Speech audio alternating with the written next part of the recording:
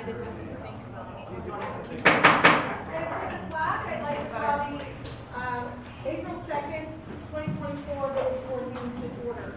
Trustee Shomas, will you lead us in the pledge, please? I pledge allegiance to the flag of the United States of America and to the republic for which it stands, one nation, under God, indivisible, with liberty and justice for all. Thank you. Our clerk this evening is going to be Scott Keppel, so roll call, please, Scott. Trustee Michaels? Here. Trustee White? Here. Trustee Lindy? Here. Trustee Heron? Here. Trustee Bonnie? Here. Trustee Shows? Here. President Conan? Here. Okay, we have a quorum. All right, item number 4, public hearing. I'd like to open the public hearing for the fiscal year 24-25 budget. Matt, can you intro us, please?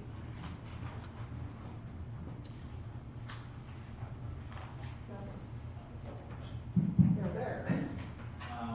So this is the public hearing for the 24-25 budget. This is all funds, so this is general fund, capital, water, everything. This was in the Kane County Chronicle on March 14th. Notifying the public of the public hearing today.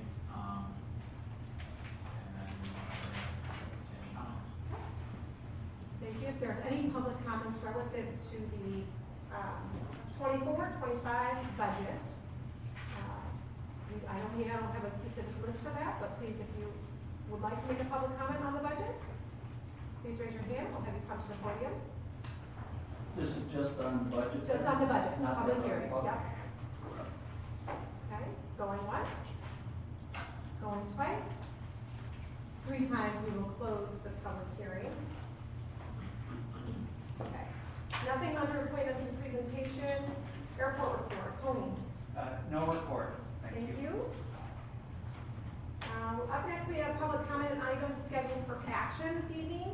I have quite a few items I'd like to read through first. Up first on the consent agenda, we have approval of the minutes of the March 19th, 2024 village board meeting.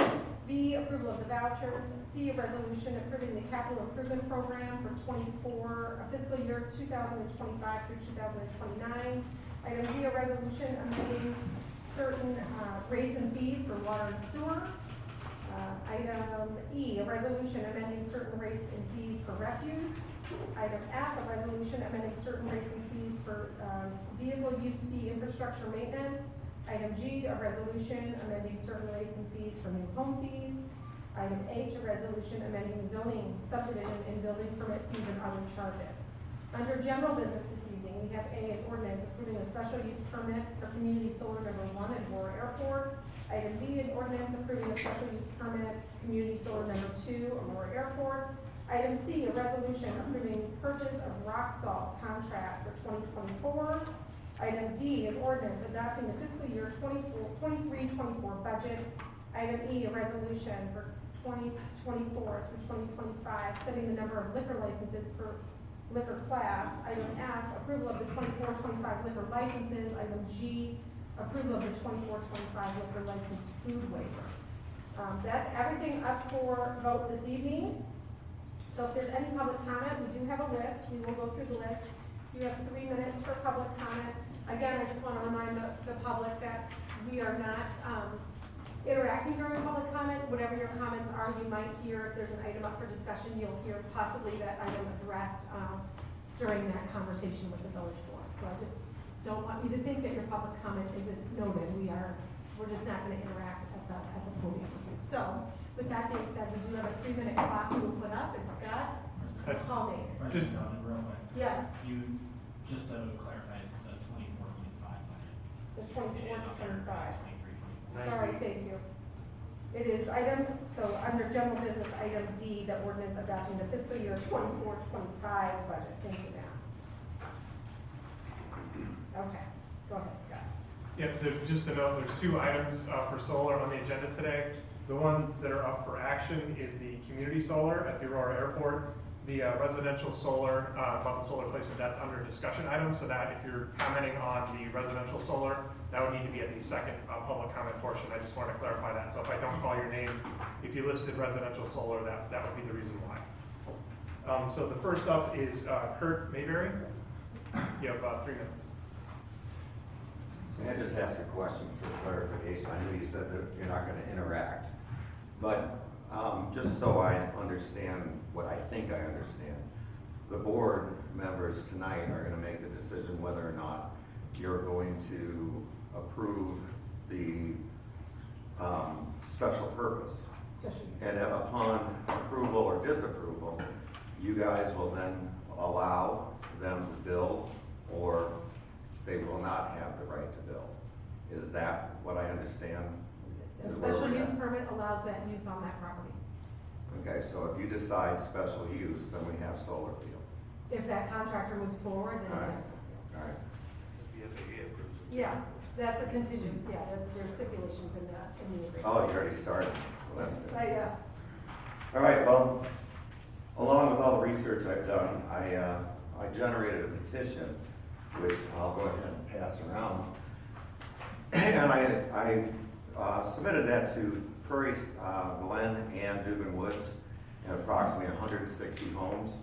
We knocked on 160 homes and got almost 170 signatures that are not in favor of the solar field for numerous reasons: safety, property values,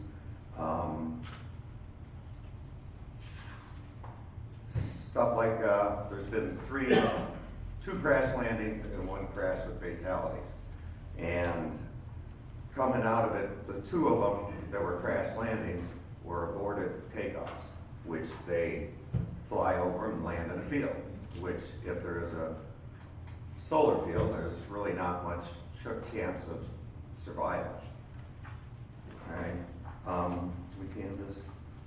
The other thing that I did submit a while back was an actual impact study, and I submitted it to the board, which was an 85-page impact study, which was well done, and it wasn't speculation. It was developed off of existing solar fields and the property value degradation, plus a lot of the other items such as the actual life expectancy of the panels are really not what the manufacturers state that they would be. And what I keyed on most of mine was the property value.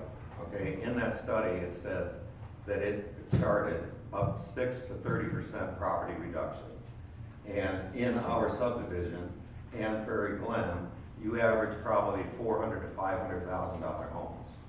And at 5%, collectively, these 2 subdivisions have a chance of losing, I don't know, $3–4 million. And if it's on the higher side, then the reduction is clearly going to go up. If it goes to 10% reduction, then we collectively lose up to 10 million plus.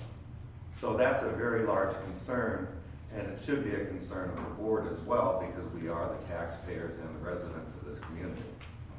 So, didn't nearly get done what I wanted to get done, but You can do a part 2 in the general, and afterwards, we can general comment. Lexi Mayberry? I'd like to get my minutes to him. Are you? That's fine. Okay. so one of the things I wanted to continue with was in my neighborhood, along with the petition. One of your own, Kirk Harris, has a home which his backyard faces the field, and he abstained from the petition because of his, position. But taking a picture of from his backyard, the field itself is elevated, I would say probably 30–40 feet. And if these solar panels are built on a one-axis movement, which they're going to be facing south, these solar panels are going to come up the side of the hill. And in the wintertime, they're going to be pointed and almost going directly into the subdivision. So one of the things I did with a lot of the different people and business associates I have, I've asked them a simple question of if they were looking at and fell in love with a $500,000 piece of property, went through the house and fell in love with it, and then walked out to the backyard and saw nothing but this whole array of solar panels pointed directly at them, I could ask them if they would lowball the seller or walk away. Every single one of them out of about 20 decided that they would respond to me as they would walk away from it. Which does this then create a problem where these properties would become unsellable? And then what would happen to the entire subdivision with the comparative market situation? So these properties, would there be what I would consider to be on the 30% reduction side as found in that impact study that I submitted before? So that's the points that I have to make to try to persuade you guys that this is really not part of what the village residents would like to see in their backyard, nor would they like to see it the opening, welcome to Sugar Grove. You know, they're pretty hideous appearance on all these solar fields that I've ever seen.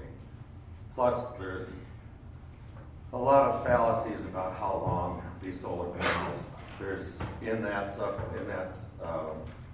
petition had research from a Harvard business study that debunked the 20 to 30 year life expectancy of a solar panel and put it more realistically 7 to 10. And we're about to walk into a 35-year contract. And I don't think there's a solar panel that anybody would admit to that would be 35 years of being able to sustain. Not only that, is the cost of removing everything is so far astronomical because there's no real recycle value. You have to break everything down to try to recycle it, so it's going to cost you money to recycle it. So most people would probably just throw it in the landfill. Thank you. Up next, we have Steve, and I'm sorry I can't make out your last name from the sign-up sheet. For solar, Steve? Next up, we had Herb, I think Walt. I apologize if I got your name wrong. No, that's right. I just came out here, they were talking about safety feature. I've been a pilot for 47 years. I've flown in and out of Aurora Airport for most of that time. And I've flown over these solar panels and I never have gotten any glare, reflection, or anything else out of them. And I can't figure out how anybody would think that they would with the background, the carbon underneath will absorb the energy, not reflect. That's all I can say. Thank you. Next up, Ken.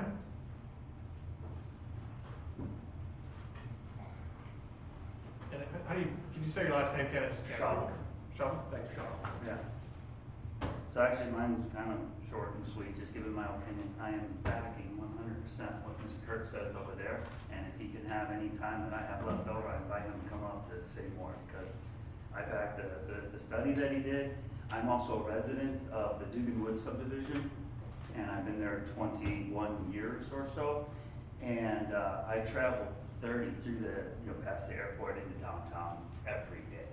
And so having the solar panel, and I'll actually jump right to one that's very close by. If anybody's been to Plano, there's the Foyle Park. It's actually a nice little park. It's got a little pond and a little parking lot, but it's surrounded by solar panels. And if I was going to see if I could pull it up on the map, but I don't know if I'll do that in 3 minutes. But everywhere you look through the water, you see the solar panels. You look through the parking lot, you see solar panels, and you see dirt and weeds and the cheapest chain link fence there is. So if you repurpose this, you're actually allowing the nice bean field or cornfield to then become special purpose, come weeds and just an eyesore. Then take the eyesore. It's actually all respect for the planes that are on 30. I like it. It's cool. But with the chain link fence and the junk that's on the wrong side of the fence, you won't have any control of that once it's special purpose. So yeah, there's going to be more weeds, and then it'll take a while to protest or whatever and get the place cleaned up. So just know that it might not be as beautiful as they say. It might be when they hide the shrubbery. So that's how I pose. Thank you. Mary Elliott, you had both listed? Yeah. Rusted up. This is regarding the increase in the water bill, basically, water maintenance, sewer maintenance usage, sewer usage. A 1%, I don't know, it was, the first one that came out, I pulled up on Friday, did say 1%, then I pulled up another one on Monday and it said it was 0 change. I guess I found out that in fact it is a 1% change, is what you're promoting? That's correct, there's a 1%. We apologize, there was an issue, technical issue with the website that we got fixed earlier today. Okay, I just so wanna make apologize. sure I wasn't speaking into the wind here, but, and I happen to think, why don't you put in these informational packets why you're doing it and what that money is gonna go for? Because first thing I did is I thought, okay, why are they raising this 1%? And I happen to think, okay, well, good old Governor Pritzker just eliminated 1% on the grocery tax, which is gonna create a $200,000 shortfall. This was where, like I said, you could clarify that by saying that, but first thing I'm thinking is, okay, there is no such thing as a zero-sum game. If that's partially to make up on that, I don't know, but like I said, that's the first thing that came to my mind. But it would help to know exactly why, what these increases are for. I remember coming in 2017 when they put all these line item ads on. And my water bill from, up to 2017 consistently ran $42 to $45 a month. And then they put on the line item sewer maintenance, the sewer usage, and the the automobile. It was a road maintenance fee, now it's what's called an automobile fee. But that doubled my bill from $45 to $92 to $100 a month now. And I go, where'd this come from? And I looked online, and I happened to come across a village manager's handbook, and it's from 2015, and I read it, and it was underneath the column of ways to increase village revenues. It didn't say ways to increase the benefits for the residents of the village. It said ways to increase village revenues, just add line item fees. So after a while, as a taxpayer, I paid $14,500 this year, and it's probably gonna go up next year. And I follow this stuff, and we've been spending a lot of money, increasing a lot of revenue spending, and, it's another tax on us. It's 1%. I don't know what the water revenue annual take is. I guess I could find out. I don't know what that 1% equates to. Maybe Matt could enlighten me on that. But again, it's another fee.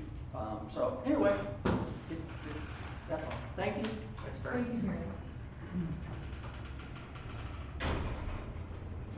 Ashley and Tom?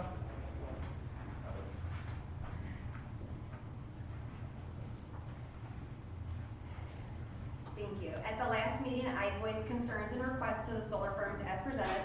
After comparing the board report from that meeting and tonight's board report, I see no changes reflecting my appeals. I am deeply concerned about the contamination of our drinking water, which is sourced from an underground well whose aquifer is filled by groundwater. Both my family, our livestock, and the wildlife drinking it at the surface depend on this for basic survival. When, not if, we have a hailstorm, the broken panels may leach toxic chemicals into the ground. Cadmium telluride is found in panels that are not silicone-based. This causes cancer and damages organs over prolonged repeated exposure. What actually is inside these panels? Again, my simple request is to make the condition number 5 more specific for safety concerns. Number 1, add full panel testing of soil and water, including heavy metals. 2, specify how many soil and water samples will be taken per acre. 3, when panels become damaged, the soil and water would be tested within 6 months. 5 to 10 years is a large window of time that will not represent storm damage. 4, notification to nearby landowners of results. A recent storm in Texas damaged 1,000 acres of solar panels, and we need to be prepared for that to happen here. I am also very concerned about the damage that will occur to the drain tiles during construction. Currently, condition number 4 states there will be a before drain tile study. The petitioner states they will repair any damaged tiles during construction. My request is to hold the petitioner accountable for the repairs by having an after drain tile investigation completed. King County is a natural floodplain with high water tables, and we do not need excessive water buildup on adjoining properties as a result of cutting corners and construction. Beyond those major concerns I hope you heard and will act on, I want to express disappointment in how Suncode LLC was allowed to violate at least 9 ordinances, including your own statement for the airport land use, yet their application is being deemed complete and acceptable. It seems the village encourages developers with deep pockets to bypass ordinances and do them in a different order to move their project forward. Mr. Rayburn, a tax-paying citizen, followed the correct channels to amend an ordinance as he was not allowed to even apply for a permit due to just one ordinance failure. The irony of this oxymoron is that the village will gain around $80,000 a year in property taxes from Suncode, while Mr. Rayburn's project will give the village $0 per year. Village residents appear to be held to a higher standard than developers. Additionally, the land acquired for the solar farms was taken by eminent domain. Government overreach has allowed private property to be taken for a purpose that the landowners could have enacted for their own economic opportunity. How can you turn a blind eye to this? It is unclear whether you don't stand behind the village's ordinances or if it points to something else. A trustee said your hands are tied with the city of Aurora and the airport to vote yes, yet the look of overhead lines is important enough to stop the whole project. Rather than aesthetics, who's going to be brave enough to vote no based on not following ordinances, protection of land rights, farmland, and our health? I fear for the next special use permit you will turn a blind eye to when Aurora comes back for more. Your decision should be fair, consistent, and unbiased regardless of the petitioner. Thank you. Thank you. That mic is just the acting. I tested it. Dan Pintoff?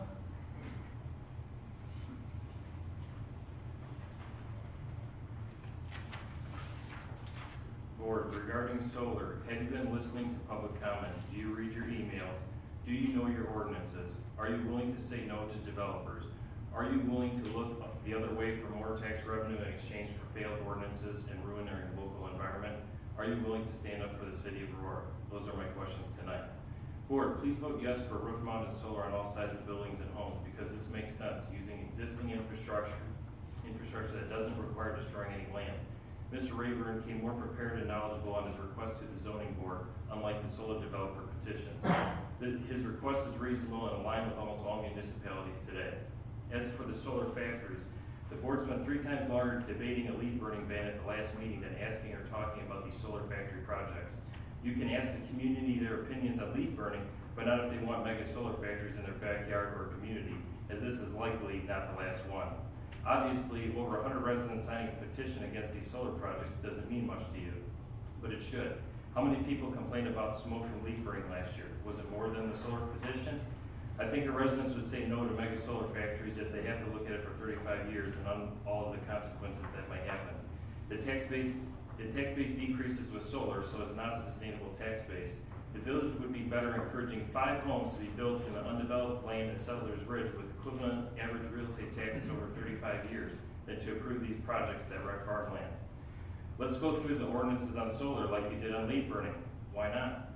Because some were violated? Meeting minutes are still not accurate as adjacent landowners were all notified, but the information in the letter was not sufficient, which invalidates the whole zoning petition meeting and their invalid recommendation. As for asking questions, it's obviously frowned upon, as in this FOIA email from Walter, Development Director, to Sam with Suncode Energy. I read, Sam, sorry, it just never ends. He's talking about all the questions. Getting some blowback about the glare study. Specifically, a couple trustees have issues with the assumptions. Isn't that nice? I guess the public and trustees aren't supposed to ask questions. We should actually be asking more. Village employees are biased and not out for the interests of the taxpayers, don't know their ordinances, and are all about more tax revenue to justify their positions. Please vote no for fly-by-night solar developers who sell their projects off, will leave the residents with the burden of these projects for future generations. This is a perfect example of a pump and dump scheme backed by government subsidies and will be an overpromise and under-deliver. Suncode Energy has already proven this by their incomplete application, name changes, ordinance violations, and representatives that can't answer basic solar and electrical questions, and who know less about their own project than I do. Imagine one of these solar factories behind your house. And as for the glare, I have proof on my phone I can show you tonight that a solar farm on Somonauk Road, when I was going by with driving, has glare, and it is blinding. So I can show you tonight. I have a video of it too if you're interested. Thank you. Thank you.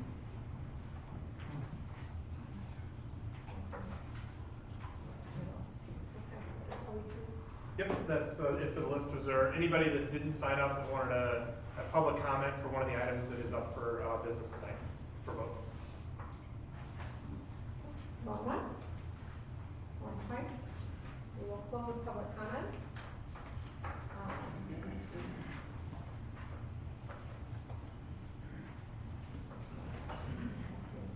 Okay, up next under consent, do I have any requests to remove an item? Item H, please. I was gonna remove that one as well. Item H, have you say one? Yes. Any other items? Okay. Can I get a motion to approve the consent agenda, item A through G excluding item H, as previously stated? So moved. Second. I have a first out of trustee White and a second out of trustee Karen. Roll call please. Trustee Michaels? Aye. Trustee White? Aye. Trustee Lindy? Aye. Trustee Heron? Aye. Trustee Bonnie? Aye. Trustee Shawns? Aye. Motion carries, thank you. Item H, the resolution amending zoning subdivision and permit fees and other charges. Trustee Michaels. Matt, or Brad, I didn't see anything about the curbs. We changing the curb profile, gonna be a rolled curb and not a barrier curb. That is, What's that? That's under 11B. yeah. Oh, This is another. oh, I'm sorry. Oh, it's it's what? That's under 11B discussion. Oh, okay, I'm sorry. I thought that was, part of the zone. I apologize. Okay, Heidi, you wanted to remove item H? Yeah, I just had one quick question for clarification. Under 10, fines and penalties, permit not issued, applied for, AK work without a permit. I just wasn't quite aware of this, and I would just like a little bit more of an explanation where if there's a first offense where there's a permit being done, say if I hire somebody, then I also have to, and they don't get a permit, then I also have to pay $130 fee. Is that always been that way? So which fee will fall up to? So it's 10, 10A? yeah, 10A.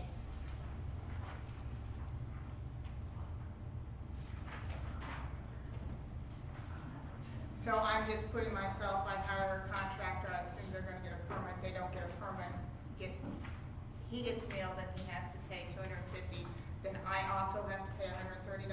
Okay, just wanted some clarification on that. No, that would only be if the resident took out the application. If the contractor takes out the application, they would be the one that would get the offense. Okay, but if that was. Depending on who holds permit. Well, there's no permit, that's the problem. There's no permit there.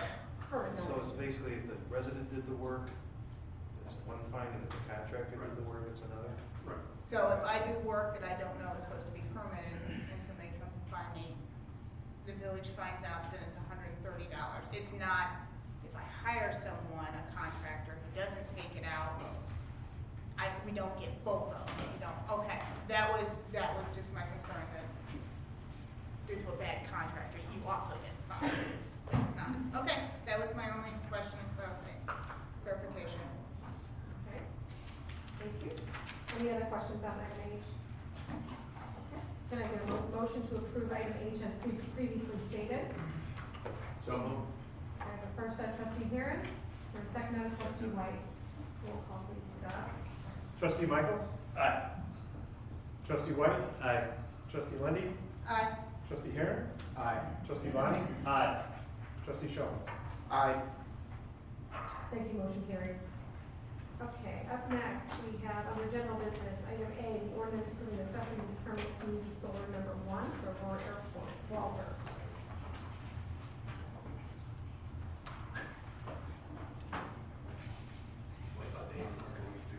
Oh, Danny, who's, Madam President, yes, I will remove myself from the stage from this conversation. you're gonna abstain? Yeah, You're gonna abstain or are you gonna recuse yourself? I'm going to abstain from the vote. Okay, you're gonna leave the room? Yes. Then you're recusing yourself. Choosing any. Thank you, okay, thank you. Just don't forget I'm in there. I'll do my best, thank you, sir. I'm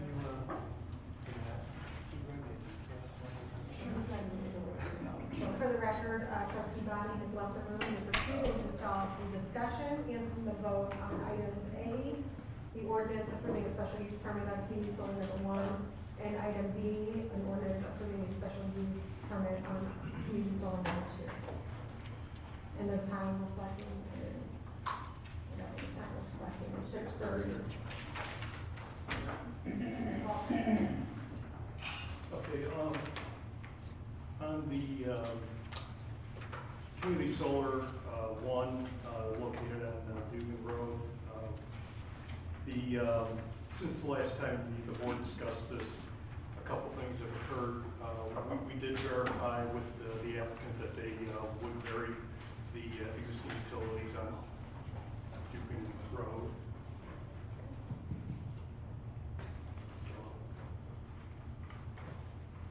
Just take trustee Bonnie's number for right now. I think that's what he wants to. There we go. Oh, okay. We'll see how long that lasts. Okay, good, there we go. All right. Verifying the burial of the existing utilities, including the interconnection between the solar field and the distribution lines.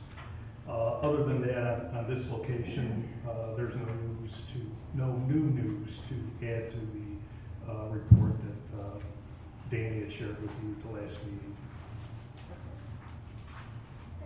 Thank you, Walter. Any further discussion or questions for staff or the petitioner? Was the application complete?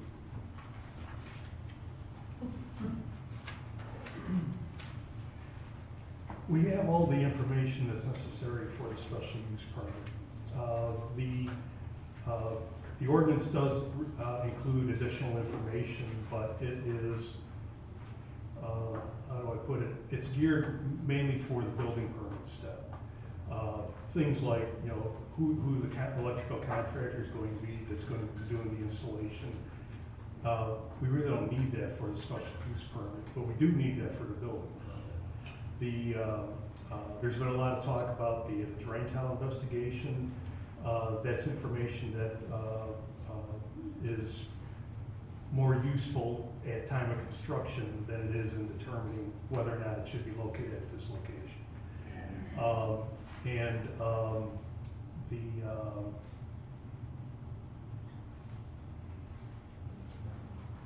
The decommissioning plan itself, all of the information and the bond that's required with that comes up at the time of the building permit.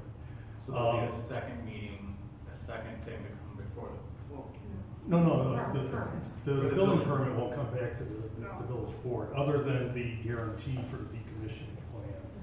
But the building permit, that would be reviewed by staff and the consultants, village consultants, and all of those requirements have to be satisfied in order for us to issue the permit, in addition to any other conditions that the village board may place on a special use permit.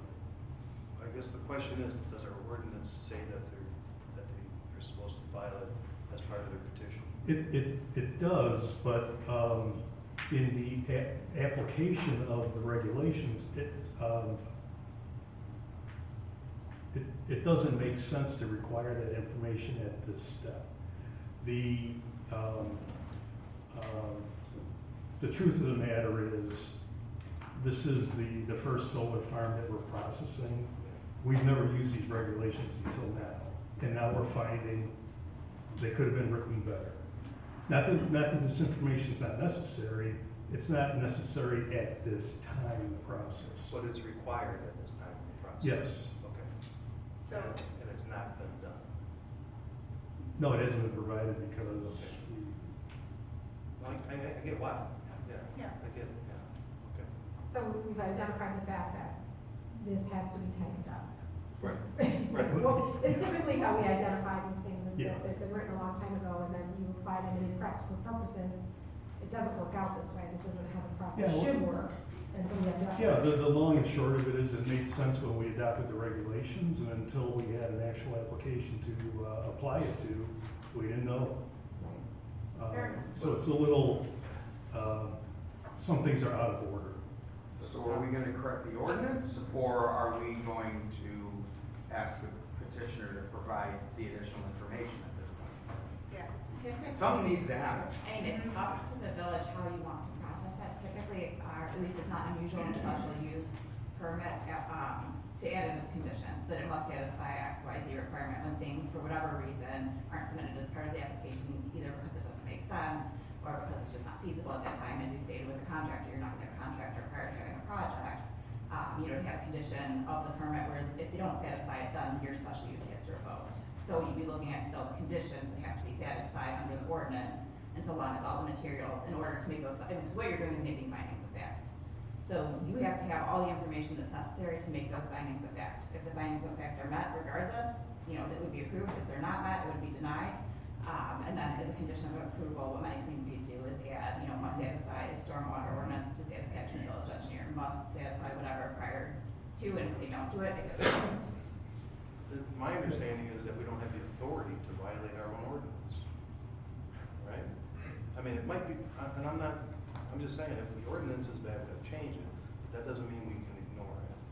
I think that's a policy decision from just a strictly legal standpoint. I think many communities view it as more administrative, and within discretion of staff, so long as the necessary things to process the special use are required. But again, that's up to the board, how you want to apply, or what discretion you want to allow staff or not. I would think it would be appropriate for us to change the ordinance and then,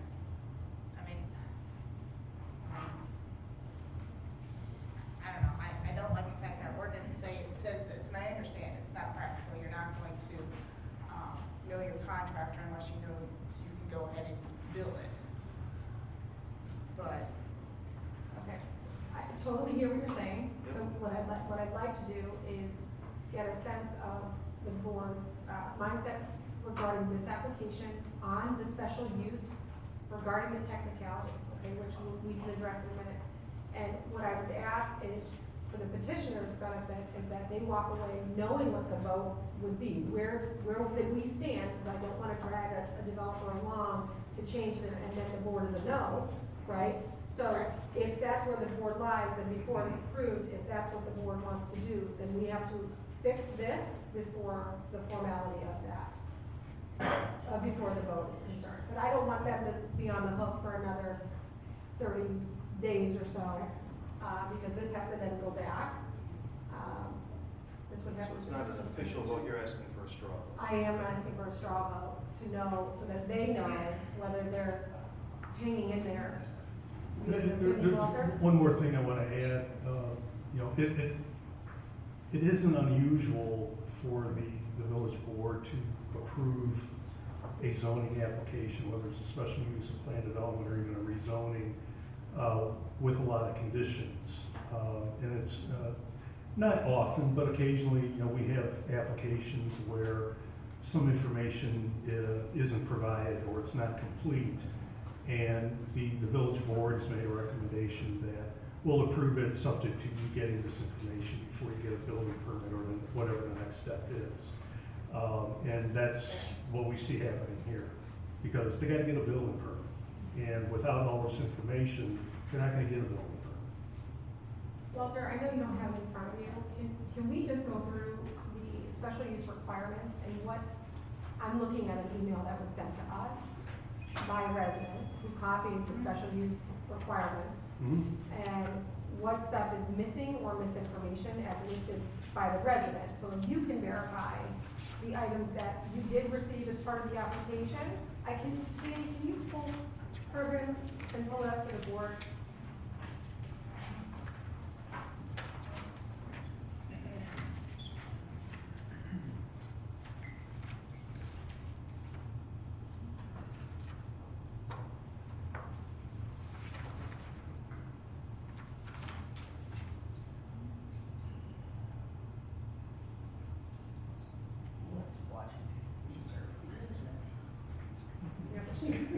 She knows this better than anybody else. Oh, that's good news. If it was me, I just hit Control F and so.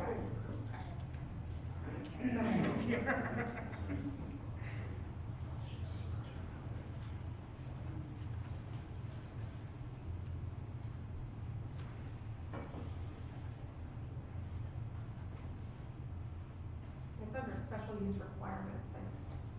Is that it? Is it the header special use requirements there? These are the general requirements for a solar garden energy system. Under plan submission, Yeah. right, where you just were, okay.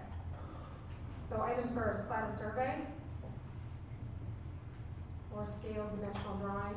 I think we all saw that had to be part of the application. Saw that. That was it. That was in there, right? Yeah, so management plan? one and two are provided. Okay. The detailed drawings, those, I believe, were provided. The proof of certification, well, we would get that with the building. With the building permit. Like So we item would, four. like any construction project. Okay, Proof of notification, the electric power company has been properly completed. We've received that from ComEd. Did it come in with the application?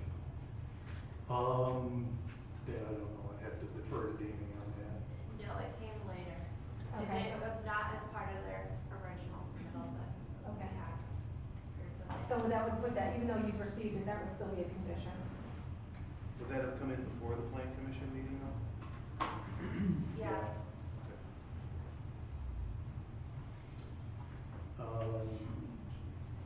Demolition and site restoration, we've got the decommissioning plan. They provided elevation drawings, stormwater management plan. Conceptually, they'll be applying best management practices because the King County Stormwater Ordinance recognizes that the impact on stormwater drainage for this type of development is not the same as any typical development. And the applicant, as well as the village staff, has met with the King County Stormwater Resources folks to better understand what their expectations are with stormwater management for this project. But nothing's been submitted. I mean, it was not submitted with the application. Soil and No. wildlife conservation? No, I'm still talking stormwater. Well, Was that a? if you're looking for a plan that shows a detention basin, that doesn't exist because they're not gonna construct a detention basin. They're gonna use best management practices, so they can use infiltration trenches, swales, and other things to account. But Did they then, give us anything? No. Okay. Is that something that you typically do? Just, I know it's in the order, is that something that's typically done at permit? Oh, absolutely. Okay, Yes. so it's a condition, so that's one of those items that would be changed from here. Well, I think those usually come in on. if you've got elevations and plans, wouldn't you have to know the drainage I system? mean, it's a different animal. I mean, when you do a subdivision, They have, It comes in they with the gave us like the application. grading plan and all of that stuff showing the wetlands. Right, Yeah. but But to your point, you need to show a detention or retention basin. not if you don't Not if know. they're But you'd have to show, a way of A way, mitigating the yeah. water, but they Right. didn't, they just A showed a plan. grading plan. They didn't say even a Well, rough one, the saying we're gonna do this. But if it's all surface drainage, then it shows it. Okay. Yeah. It's just there surface should be drainage. a letter from King Page Water and Soil Conservation. No, District. That's on 9. no, we're applying the Kane County Stormwater Management Ordinance because we have to. And because of the nature of this project, we sat down with Kane County staff to better understand how they regulate stormwater management on these sites in the county.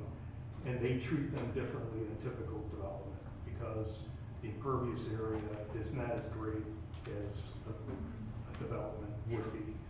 And there are ways to mitigate the surface runoff without doing massive regrading to create detention basins or things like that. But does that ordinance lay out what is expected for a solar farm? All I can say is the Kane County staff provided us the information to apply in this case.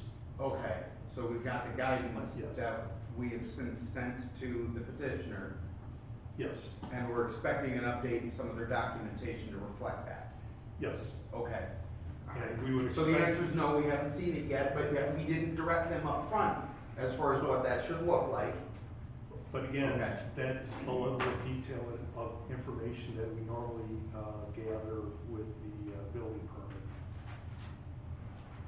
At the time of permit. At the time of building. Okay. Okay, let's, and I think that the hard part here is like zoning, so just think about as a zoning and use, a land use on this property versus the building permit process, because let's take another vacant Well, parcel and then I'm there. trying to take into account what's written in the zoning plan, and if we're basically saying it's gonna be moved into phase two, and we either need to modify the zoning plan, or we're gonna add some sort of articles of consideration or addendums to this thing, and I wanna understand what it is we're gonna approve tonight and not approve tonight.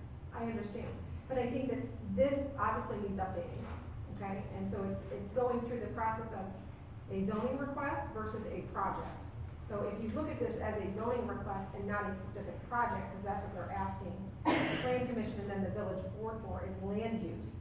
The details of the land use, yes, there are details in the project that are identified through their packet and that was put in front of us, but the details as far as permitting and you know, soil and wildlife conservation comes from the additional information at time of permit. Because someone can come through, anyone can come through that owns land in the village and ask for zoning without detailed plan.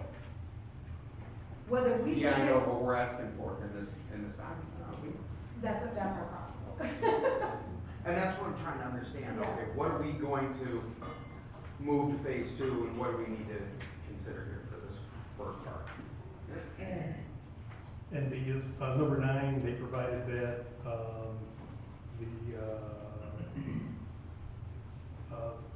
foundation plan, the racking plan developed by a professional engineer. I believe that information's been provided in the information that we have. Dan, correct me if I'm incorrect. And then, well, the UL listing or approved equivalent, I think that's already provided in the cut sheets that we got from the manufacturer's equipment.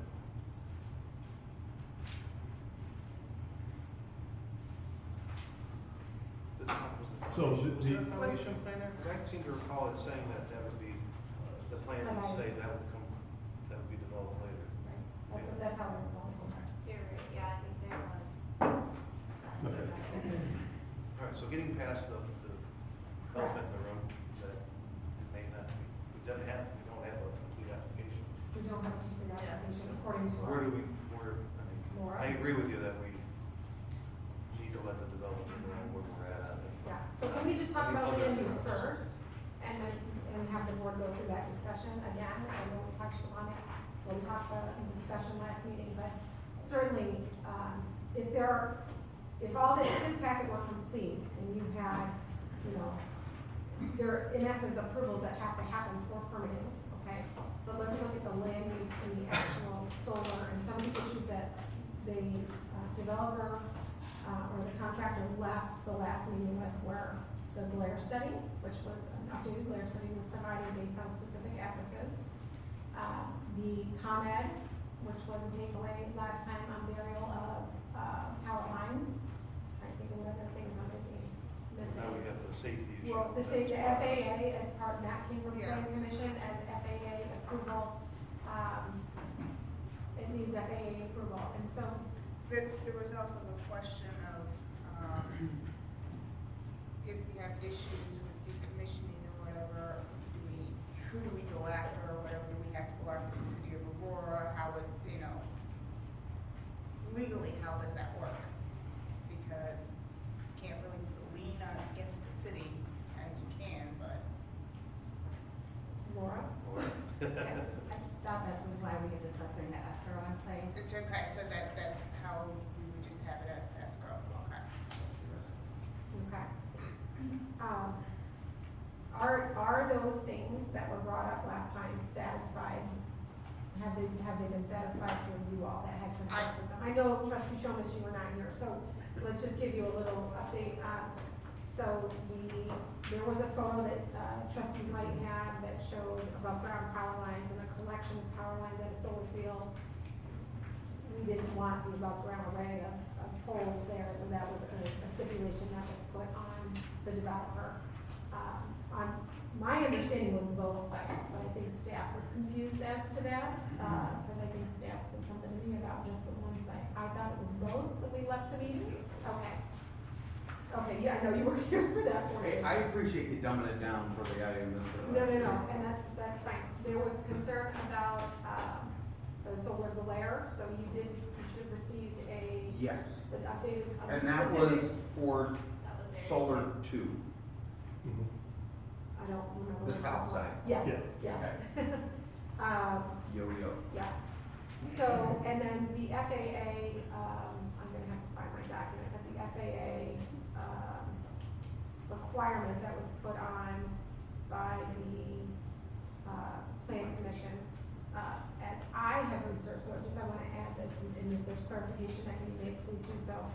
And I have to find the document, because I've been doing some due diligence as well. It's my understanding that the FAA does not regulate the way we would think that they regulate that regarding safety. They're more concerned whether the tower has glare than they are concerned about the pilots having glare.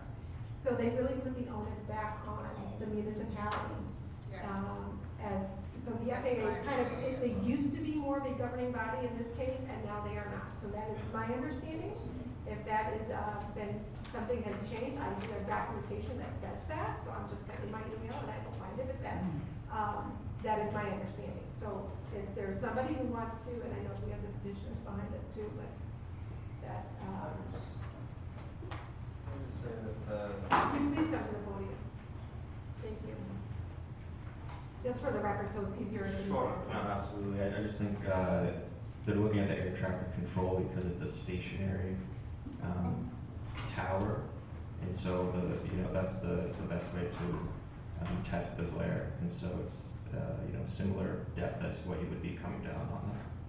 And I understand So that I don't think something that the FAA doesn't care about the safety of the pilots or anything. I just want to, No, but they're not gonna have the regulating factor that we, I think, as a board, thought that they were going to have. And when it comes to, from the pilot's perspective, they're worried about the tower perspective. So from that angle of it, and a governing body for us to turn it over and say, okay, the FAA is gonna deal with the safety concerns.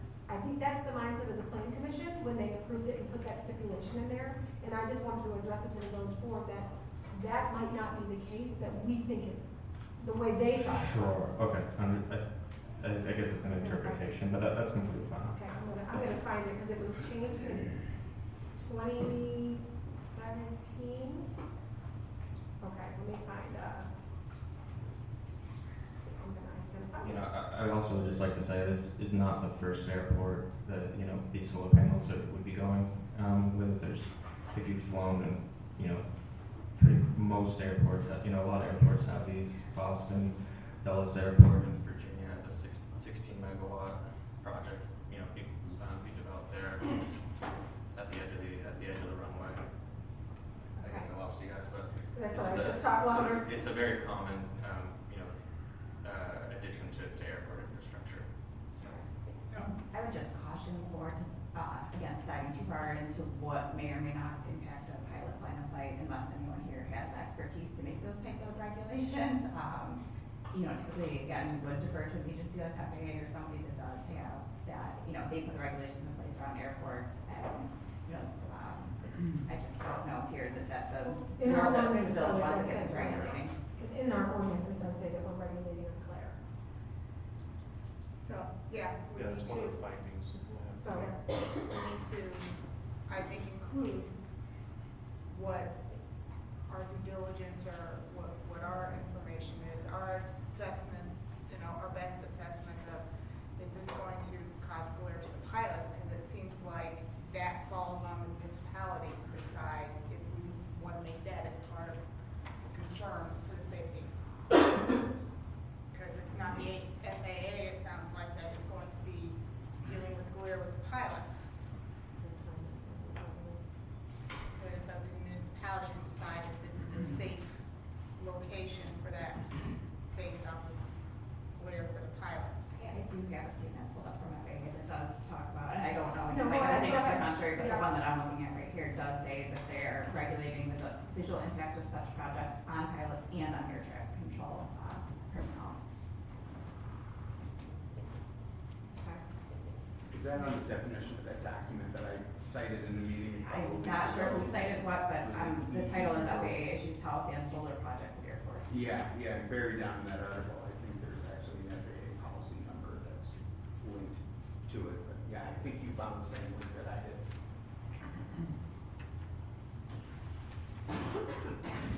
Okay. Any other, have those issues been satisfied, regarding the electric, the ComEd, and burial of ComEd, as well as the glare study, or the two that we sent back? The issue, so I took exception with the first glare study, and because of the assumptions that it would be, that it was taken at 6 feet, which then, because of the vegetation around, was deemed to block it. They then came back, thank you for the second follow-up, that did show some glare impacting the houses. And for clarification, that is, solar two? Correct. Okay. Correct. Okay. Are we talking about solar two, or are we talking I solar? guess we're talking about solar one, but I mean, it applies to both. Yeah. Here's the question, would the petitioner do one if the other one is? I think again, Is it it doesn't matter what the package deal? petitioner wants to do, I think that what you have to do as a village board is decide whether the land use is appropriate on solar one and solar two, because that's what we're talking about zoning. They can decide, you can decide not to give zoning, all right, that's what your vote is, or if you did, and they decided to build one and not the other because of stipulations that were put in here and on them, that's up to them to decide. But what's in front of you tonight is a zoning request for special use. And that's what I wanted to make sure, bringing that up, Jamie, I did not mean to interrupt you, that there's two separate, Okay, you're right. Yeah. zoning areas, we could approve one and not the other, if we so choose. Yes, so let's stick to what we're talking about tonight, which is the first one, which is solar one. That's the I first do one. have a question regarding stipulation 5, or condition 5, 5 and 10 years for the soil and water analysis. How was that determined? And we're talking about page 11 in the board report. Thank you. Okay.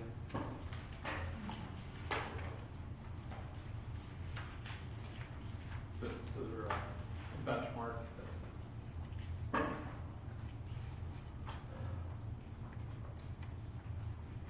The plan commission asked for 5 years, and the applicant suggested the 10-year. So, two occurrences. I would say that, with the. Can you come to the podium? I'm Sorry, yeah, my bad. I thought that, there was a pretty good recommendation, from a resident today. We don't have any issue with if they're, with whatever the board, would like, but also in the event of any sort of damage, confirming, that the area's still safe.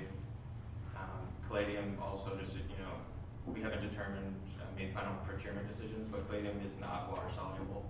And with the, the hailstorms, I think I mentioned this previously, it might have been the planning commission, but with hail damage, these are still, they're 4X NEMA certified, so they're built to handle hail damage. I understand that, hail's getting bigger, et cetera, but, if you shoot a bulletproof glass, it doesn't mean that you can, pour anything through it. Not that there's liquid, necessarily in anything, but just want to, mention that because, I understand that it, would be a concern. Thank you. Happy to answer any questions. Thank you. And I apologize that we have, technical issues. It might be easier for anyone to talk louder. We'll just shut our microphone off because that's almost more distracting. I appreciate that. Thank you.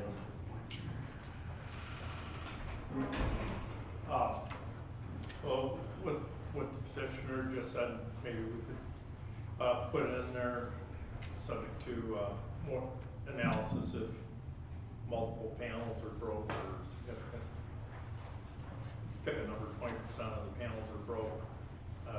Water analysis should be performed, soil and water. we have a before number on the soil?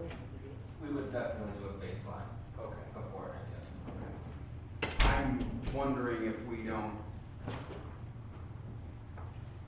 leaching of anything is gonna be higher in the early years.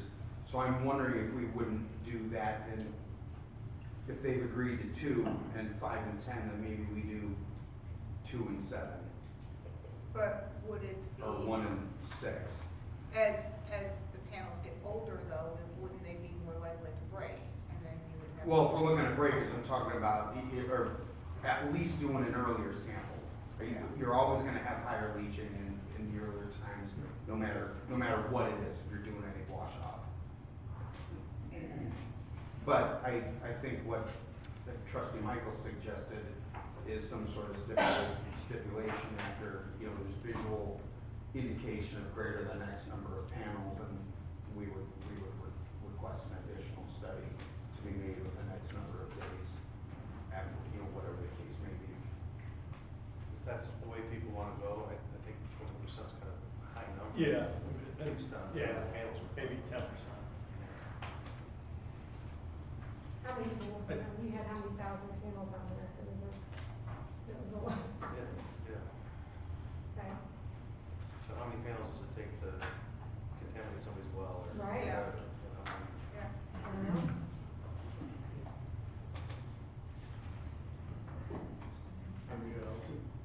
I don't think we're gonna approve this tonight, based on, But they would like. oh yeah, Yeah. but if you maybe make that recommendation and come back with the final order. Well, let's find out what other issues there are. Are Sure. there any other items within the list on page 11 that are concerns? We have item 5 identified.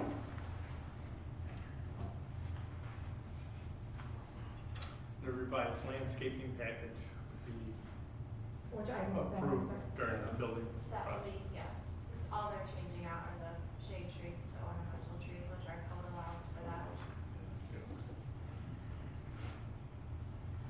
Okay. Is there any other discussion or concerns on what has been provided before I go around and get a straw poll?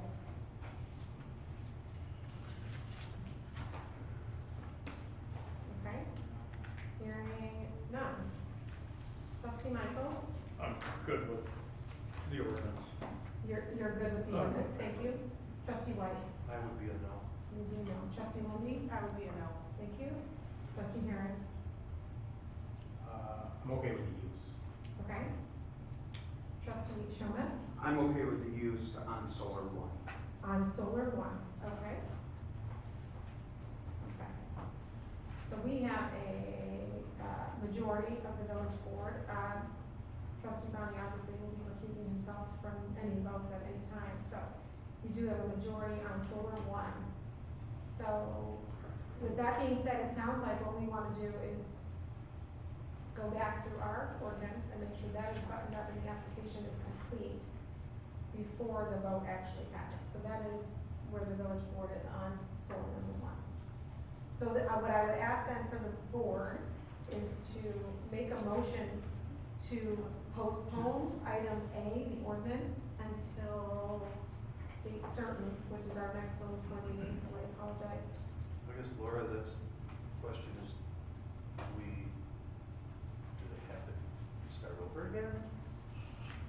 Or, So is the request just based on, or the request to postpone is just based solely on the missing material from the application? Correct. packet?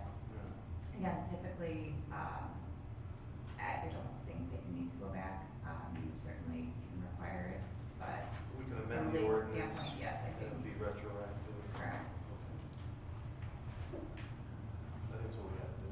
Go back to the planning commission? No, I think we have to amend the ordinance before. Correct, okay, that's fine. And I understand, that that's, as you look back on it now and you say, okay, yeah, that's what we wanted, we still want it, it's just, we don't necessarily need it in that order. Correct.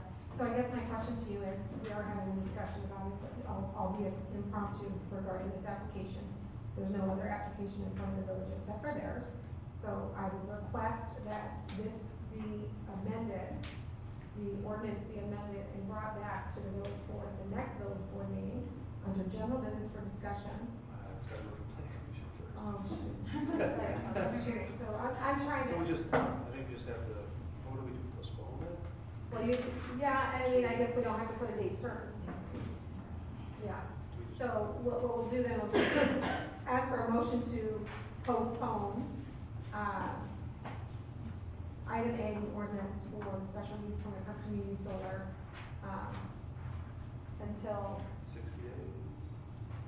oh, How long, Walter? Well, we're gonna miss the April, meeting date for the public hearing, so the earliest we could have the public hearing is gonna be in May, and you would get the recommendation for your, June meetings. Okay. until, I'm sorry, Well, we- Walter, what was the date? We can do it under, we can do the general business the first time it's up, right? This, yeah. Yeah. So that would be the first meeting in June. I think it would be the second meeting in June, because the first meeting in June would be the discussion of the text amendment to change the solar ordinance. The second meeting in June would be approval of the text amendment to change the solar application requirements. Because if the public hearing is in May, that's the day after the second May meeting. So we leave it as that? Listen, how about this? We are going to, It'd be May. Could we get it on the April 21st? send everything back. You know, the publishing time. Yeah. No, it would go to Plan Commission May 15th for public hearing. Right. The next village board meeting is May 21st. Yeah. If I may So though, then we'd wanna go to the next meeting, because we first have to discuss the changes to the ordinance. so there's no stomach from the board,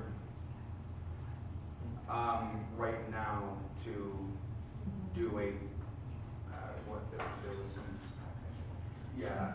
just add the conditions on this approval and then come back and address the ordinance next month or the month thereafter then. Okay.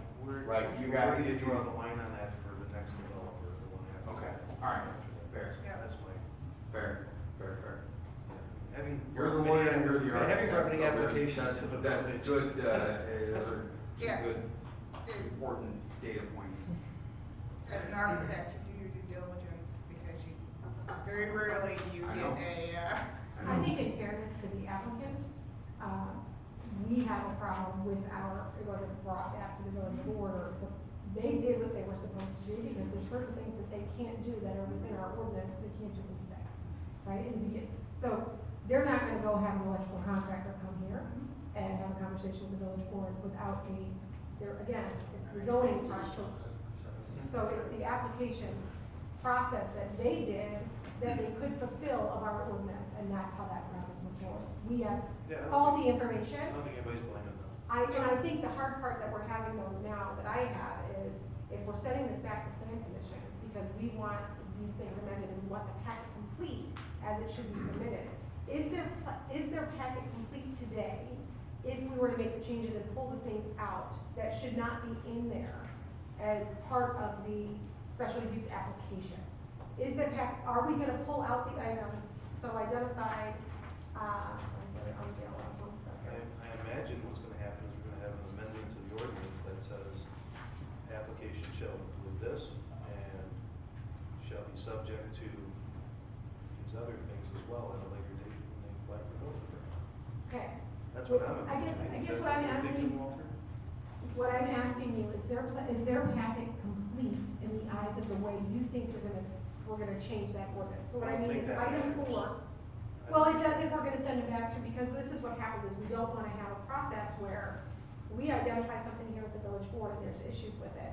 And then we say, okay, let's go change our ordinance, and meanwhile, we're holding this up over here, and their packet might actually be complete when we legally don't have to do that. But if we're gonna send it back, I wanna send the whole application back, which means they have to go through public hearing again. No, the text amendment goes to the public No, hearing. if you're gonna send, right now, like as I stated previously, there's typically administrative discretion, like your zoning administrator has determined that this is complete for the purposes of the special use. So that's how it got to you guys. If the zoning administrator had not determined it was complete, it wouldn't have gotten here. So I understand that there's things missing, but in their discussion, because of past practice or whatever they've done, you know, there's certain times, and it's not uncommon to have certain things come as a condition of the special use. The board doesn't have to accept that, the board can send it back, you know, that's perfectly fine. But if that's the reason, is with the text amendment, then I would recommend sending the entire application back, because otherwise you have an application that went through the process incomplete. Again, you don't have to do that though. You can, within the zoning administrator discretion, as long as it doesn't impact those findings of fact of granting the special use. If any of those missing items impact those findings of fact, then yes, it should not be reviewed, it should, you know, go back regardless. But we don't know that as a board. We don't know what the plan commission would have looked at had they had that. That said, also, there is Well, I mean, plenty, like, just the contractor one, and I know some of them, I mean, they might have like, but if it was something strictly administrative, like a contractor thing, like, that's not gonna have any bearing on a special use. Because you're looking at the land use, it's not gonna fit in the findings of fact who your contractor is. Whether or not it meets certain requirements, yes, and there might be things in there that are missing, I don't know what's missing. But I our think ordinance that's the says question. it's supposed to be here. That's the problem I think I have with it. And I've seen other cases where, you know, even our zoning administrator can say, yes, I deem this to be a complete package. But our ordinance says you don't have the authority to deem it a complete package if it's not complete. And so he's exceeding his authority to say, yes, it's a complete package.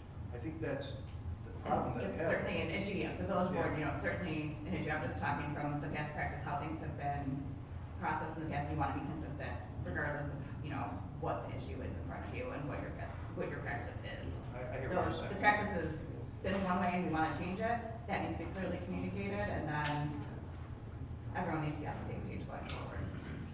I think the question I'm having, and the reason I bring this up is, if their packet is complete on the way we believe that is, if you're saying there's gonna be a text amendment that goes back through, if the text amendment changes that special use and those items are pulled off, is their packet complete as it's sent here? Or are you putting items in there that are in the information that then there's additional information that the plan commission would have heard?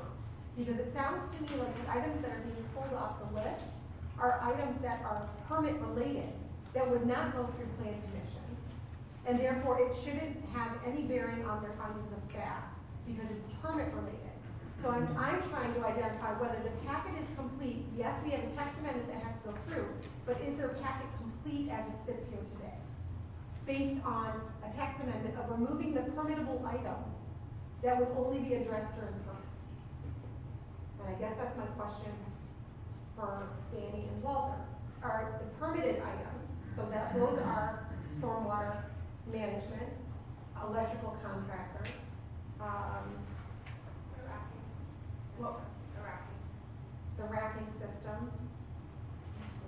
Is it, oh, it's already down, okay, let me go. Do you understand what I'm saying? I do, and Because I then- can't answer that because if if we say you don't need to give us the engineering for the racking system, is the plan commission gonna look at that and say, well, you know, I wanna know that it's gonna be put in safely?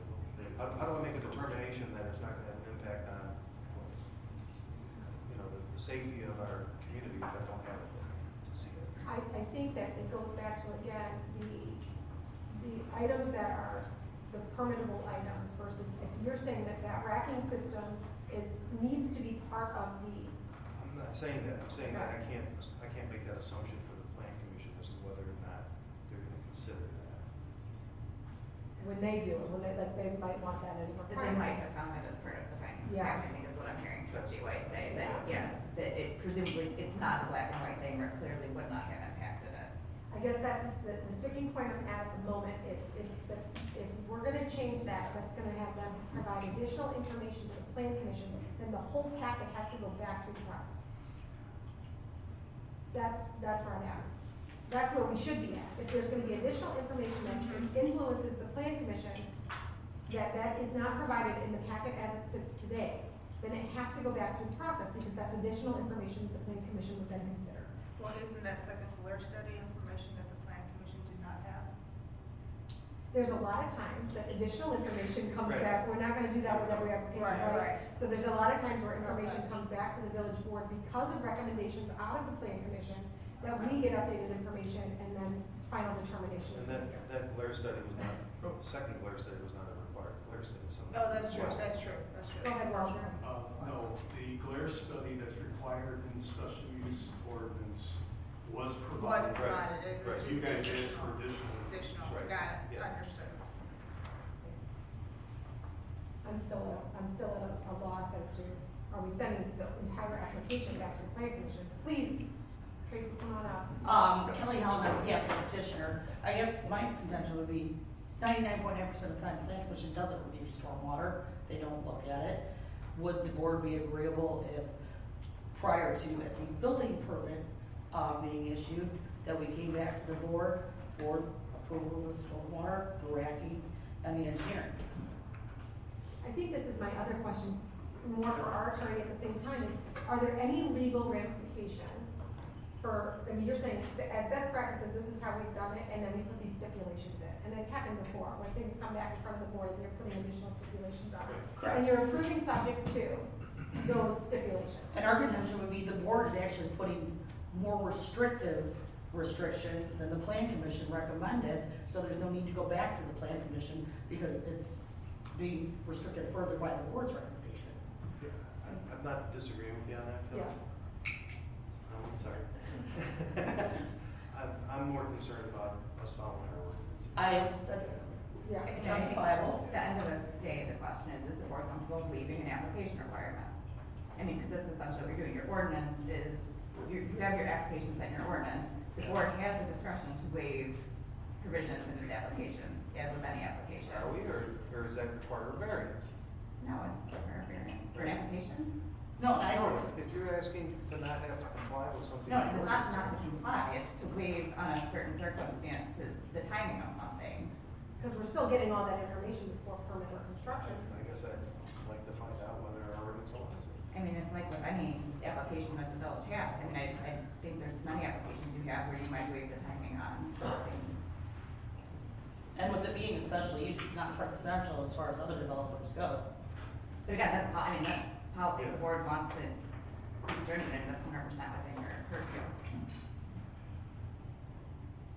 I guess having done it, I'm a little more particular that people does follow, that's all. I'm not, you know, I'm not saying that everybody else can disagree with me, but I'm concerned about, number one, making a determination that, that violates our ordinances. That's the big thing for me. Because if somebody else comes in, what are we gonna waive that time? You know, if it doesn't get, we don't find out about it until we're sitting here and somebody's gone through, you know, 12 months of Well, I mean, I think in some cases, process. when people waive it, you know, there might be a circumstance where something's not applicable. You know, if something's not applicable, you don't make somebody give you something that they can't provide you. I mean, so that would be an example of where you would waive something. I'm not saying you shouldn't follow your ordinances, that's not at all what I'm trying to communicate, but you know, there's certain circumstances where you're looking at something, and if something doesn't make sense, it's not uncommon for a community to waive the timing of something, to have that flexibility in the application process. It's not with your findings of fact, you can't change your findings of fact, you can't change what state code requires you to do with regards to public notices, but with just what you're needed, the whole purpose of the application is to give the board the information it needs to make those findings of fact. I agree with you to an extent. Every time that I've ever come across it, we file a concurrent variance request to allow us not to do it. For example, our ordinances require that the preliminary plan and the final plan be processed separately.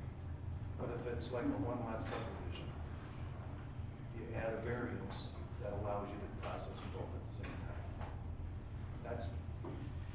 That's my experience with it. But like I said, I guess, you know, I would have to look to you because you're the one that's, you know, reporting to the board about what you find the legality of it to be. Well, I think what she's doing is protecting the village, right? So that's her role, and if she's saying that it is, and I think the hard part is this has been our practice, and yes, it sounds like this board wants to change that, but then because honestly, I don't know when it was written or adopted, how many years ago this was put in place, but it doesn't, in practical purposes, it doesn't make sense, and so we need to amend it.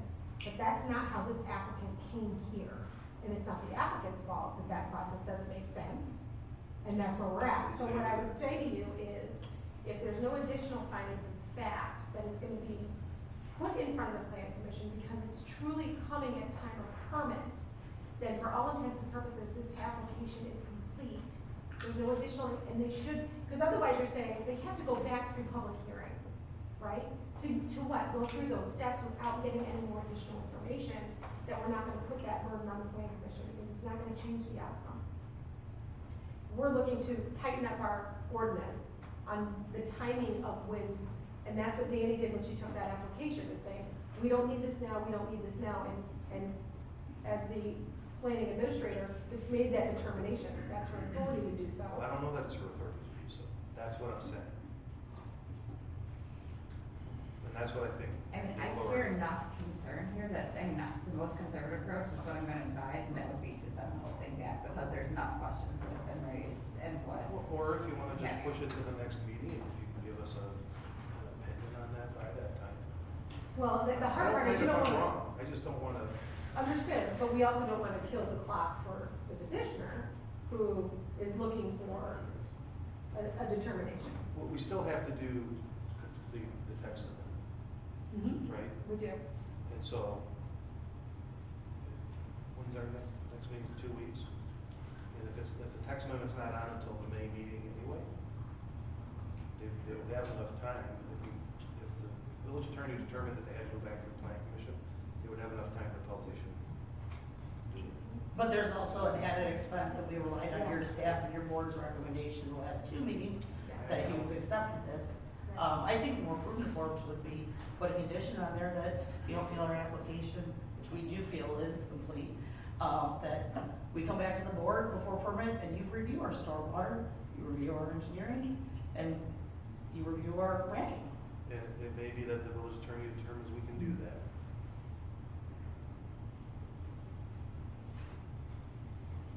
May I ask one quick question? You may. For the proof of a certification of compliance for the electrician, what would happen, or would it be possible if there was, a change at the building, if we provided that here and then we go for a building permit, who knows what happens between then, we need to end up with a different electrician. That would be the item we would pull off. So that wouldn't be part of your packet. Understood, but as far as if we were to just Well, if you're going start, to- I'm just trying to understand I think what the he's saying, if there was a avenues. If we were change to- in approval, No, not even that, like if we were to start over, for instance, I'm not saying that that's what I'm just trying to understand different avenues here, because timing is very much of the essence for us. Yes. And so it's very critical. And so I'm just trying to understand the board's position, or how the ordinance would react if we reapplied with all of this, because we do have all of this. The one thing is, stormwater's done, all this is done, except for, EPC level, contractor, competitive procurement, which we can do, we can find, and we can probably make commitments. But I'm just trying to understand what the commitment is, and if we go to a building permit level, if there is a change, what the process is. I believe that what we're asking, and anyone correct me if I'm wrong or misstating, but my understanding is that we're not gonna put that as a condition of the special use. That is something that needs to get pulled from our ordinance, as that is a permit issue. Sure. So you can Because change your the timing contractor. the timing that I'm hearing though for that text amendment and then us to eventually receive approval is gearing up to, it's a very long time from now in solar development years. Right.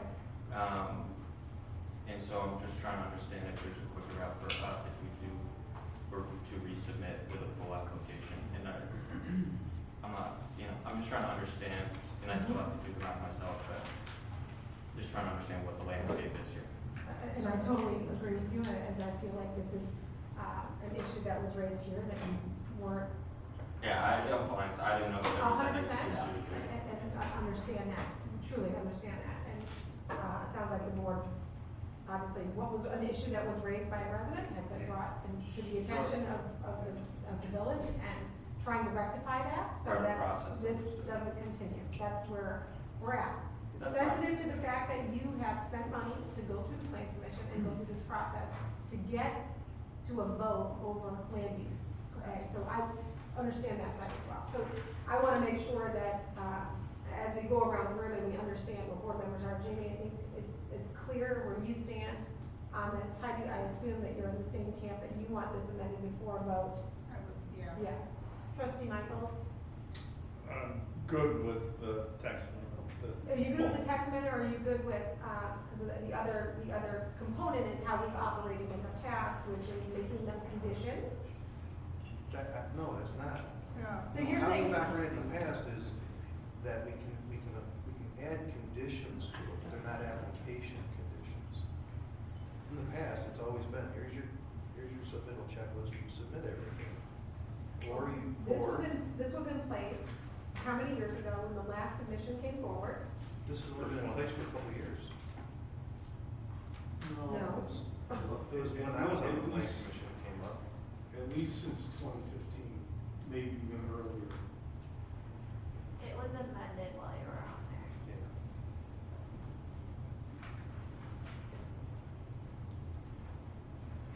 I just said, It's not uncommon to add conditions. You know, Right. we do it all the time. We have, subject to final engineering, Yes. subject Yes. to this, subject to that. But I don't. but this is an application Yeah, I issue don't know because of that our ever- ordinance.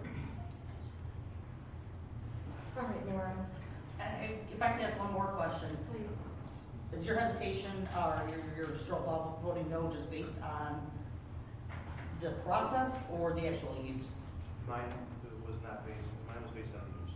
Mine is based on the use as Okay, well. so we could have submitted the perfect application, they accepted it, they didn't reject our application, and you still don't like it, you said, we're just talking one, correct? I don't Listen, like it. I don't like that either. Okay. So let's, can I just hold off and skip to the item we need to kind of talk about them simultaneously while we're at Thank it? So, no problem. So let's talk about solar two, because that is the one that is located between Prairie Glen and, Dugan Woods. The two have the same issues. The second solar flare that came back to you was using specific addresses within Dugan Woods as well as Prairie Glen to do that glare study, okay? So, obviously, we have issues that we're gonna address, but is there anything additional you'd like to add to discussion before I start voting on item number two?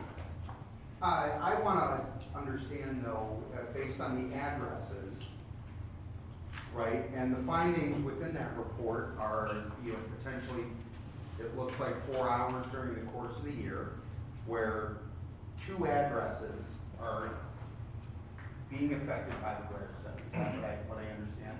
And I'm not minimizing the significance of those 2 to 4 hours, in my opinion. An impact is an impact is an impact. Knowingly doing that to a homeowner, I don't like putting that risk in place. That being said, if they were to reorient the panels on said lot, maybe it's 2 or 4 of the panels, maybe it's 160 of them, I have no flipping idea, because I don't think that was put in the calculations, but if indeed that could be remedied in a layout to eliminate that glare as a possibility, then yeah, I'd be interested in discussing that. I was gonna say, is that possible? Yeah, it's absolutely possible, and I think also the glare study, it's a model and it's based off of, the inputs, right? I was over on the site today. I don't see how it could possibly, this is winter now, there's no leaves. I don't see how it could possibly be affecting the residents behind us. We used a 15-foot buffer.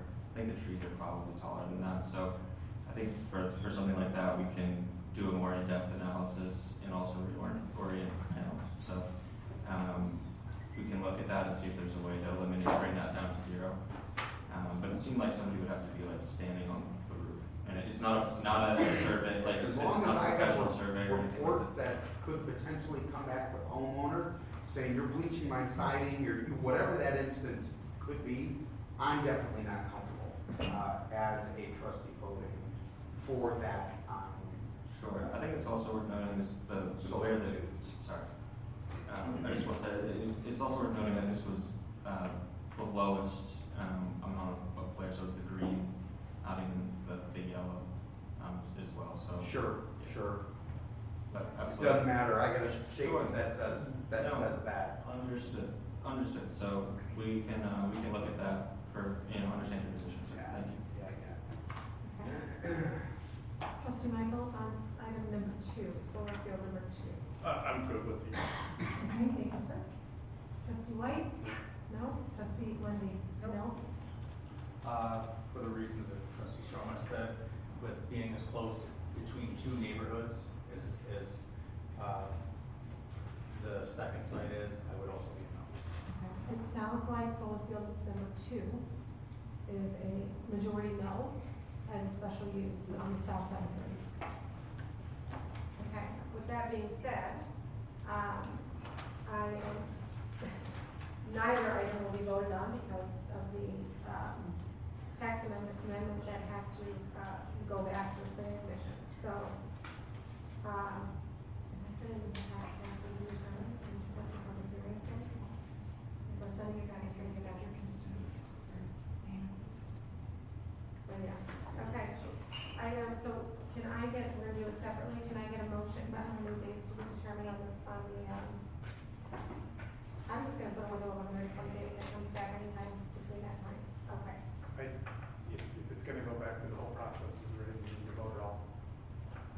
It's gonna have to go back through the whole process with the meeting. Because it's on for general business, so I just have to postpone. But if it's gonna be a whole new application, you're not actually postponing this item unless this is something with a new application. Don't we have the authority to send it back to the plan commission for consideration?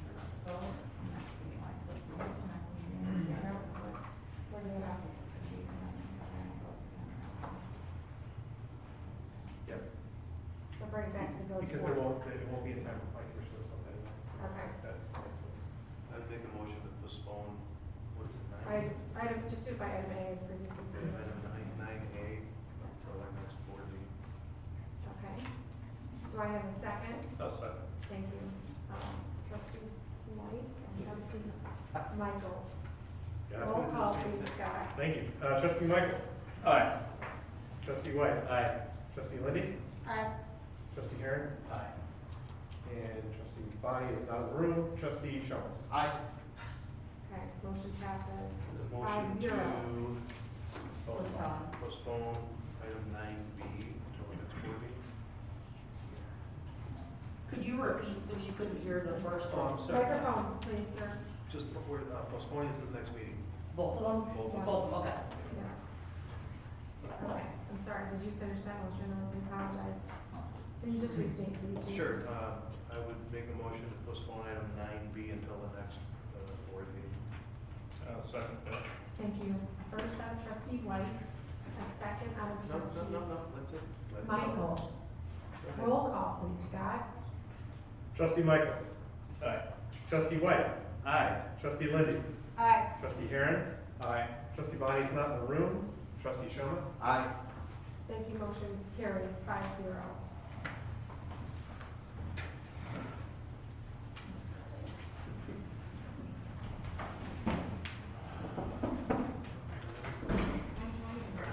Wake up.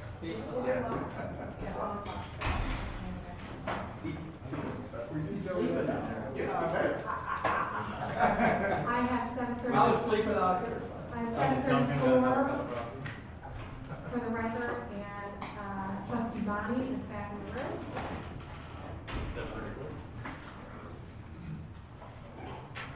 Okay, where am I? Where am I? Oh my gosh, okay, item C, resolution approving, purchase of rock salt contract for 2024.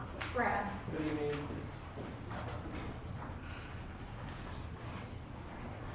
Can you hear me? It's terrible. Is it on? I'm not technically correct.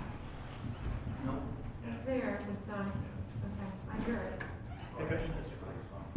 Just talk loud, we're not doing it too loud. Good evening, it's that time of year where we have to decide if we're gonna join the state procurement bulletin to buy our annual rock salt. We were required to commit by April 7th if we were gonna join their process.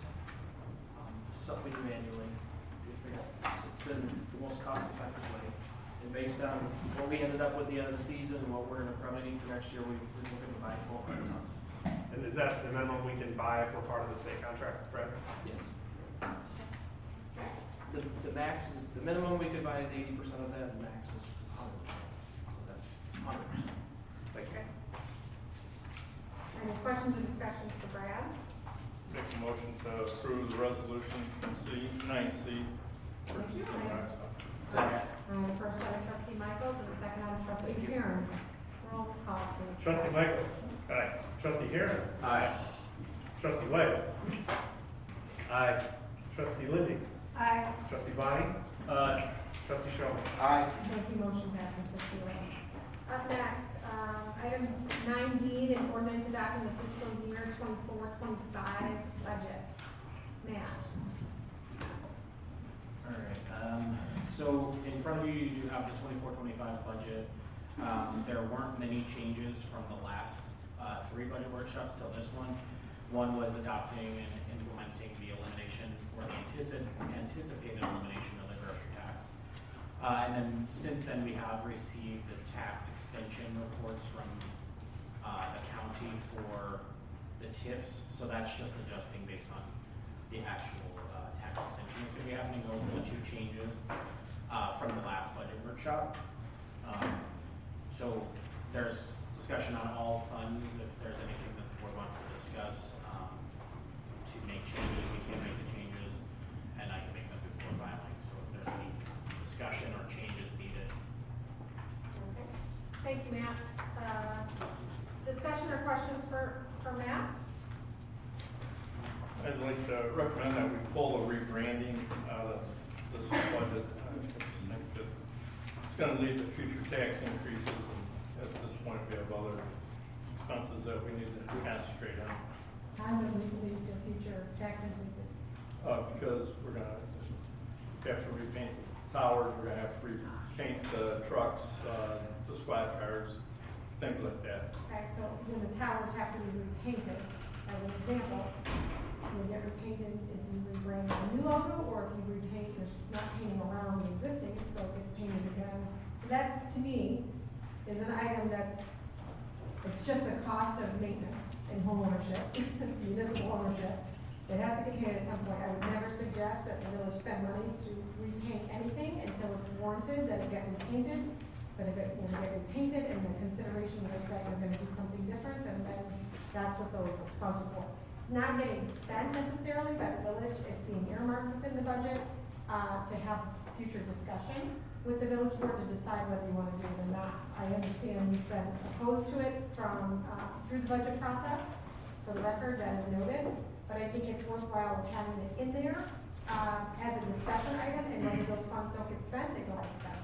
So, just to clarify, so the thought is, we don't go repeat the paint, everything all at once with the new logo. It's, okay, the water tower needs to be repainted, let's put the new logo on, okay.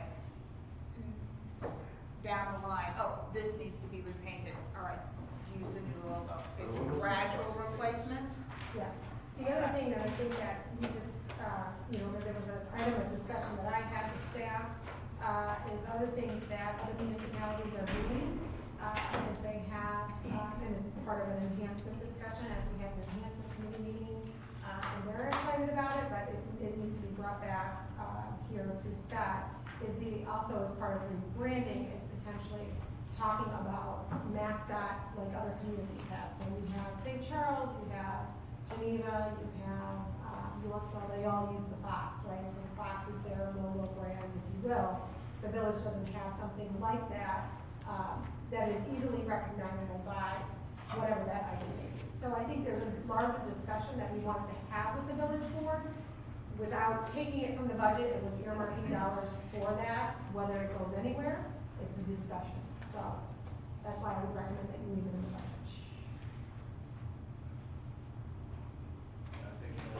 Michaels is free to make a motion if he'd like to.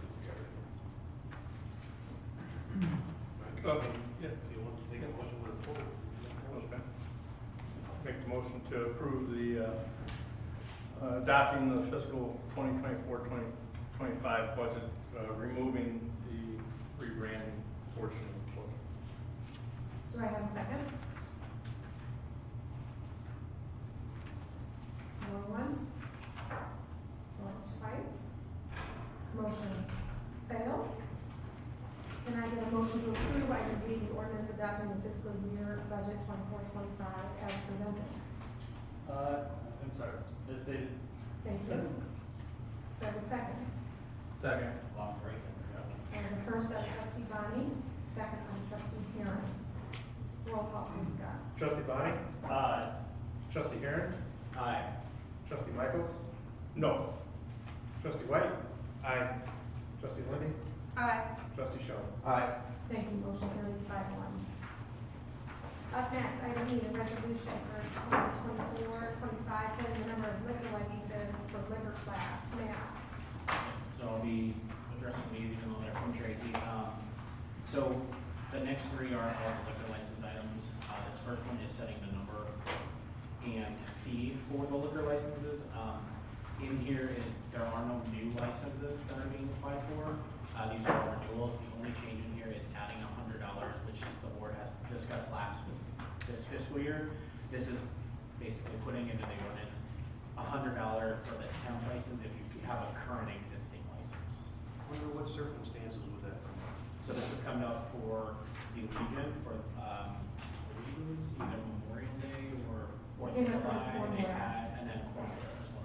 The Legion has their liquor license for their venue, and then they had a tent at the Corn Boil. And rather than having them get a whole new liquor license, it was thought that since they've already gone through the process and paid for it, that they would pay $100 to get like a 1 or 3 day license. Yeah, instead of the $750, which we have as a temp license, it would be because they have the existing. Very minimal staff It's very to give minimal, those. Yeah, I just want to know the circumstances. Yeah, absolutely. Yeah, thank you. Anything else that sticks out to you? It's basically the same with this adding back, feedback in that we made a decision that we would use practically. Yeah. Yeah. I make a motion to approve, the, fees and number of license permits per liquor class. For the 24-25. 24-25 fiscal year. I'll second. Thank you. I have a first on trustee White and a second on trustee Michaels. Roll call, please, Scott. Trustee White? Aye. Trustee Michaels? Aye. Trustee Lindy? Aye. Trustee Heron? Aye. Trustee Bonnie? Aye. Trustee Jones? Aye. Thank you, motion carries 6-0. Item 9F, approval of the 24-25 liquor licenses. Matt? So these are approving the actual liquor licenses for the regular license. No new. Nothing new. Make a motion to approve the 24-25 liquor license. Second. And the first on trustee Michaels and the second on trustee White. Roll call, please, Scott. Trustee Michaels? Aye. Trustee White? Aye. Trustee Lindy? Aye. Trustee Heron? Aye. Trustee Bonnie? Aye. Trustee Jones? Aye. Thank you, motion carries 6-0. Item 9G, approval of the 24-25 liquor license food waiver. Make a motion to approve the 24-25 liquor license. Second. And the first on Thank you, trustee Matt. Michaels and a second on trustee White. Roll call, please. Trustee Michaels? Aye. Trustee White? Aye. Trustee Lindy? Aye. Trustee Heron? Aye. Trustee Bonnie? Aye. Trustee Jones? Aye. Thank you, motion carries 6-0. Okay. I know we have a long agenda, and I apologize, because I know a lot of you are out for the next couple items. I'm gonna just ask that, we take a 10-minute recess, so the village board can go to the restroom, as we do have a few items that it will take us some time to get through tonight. So we will adjourn and be back in, we'll be back at, 7:55. And it is, let's see, for the record, it's 7:44.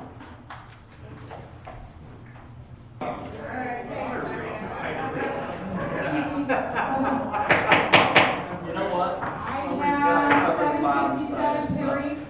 We're gonna reconvene. It's their fault. 7:57.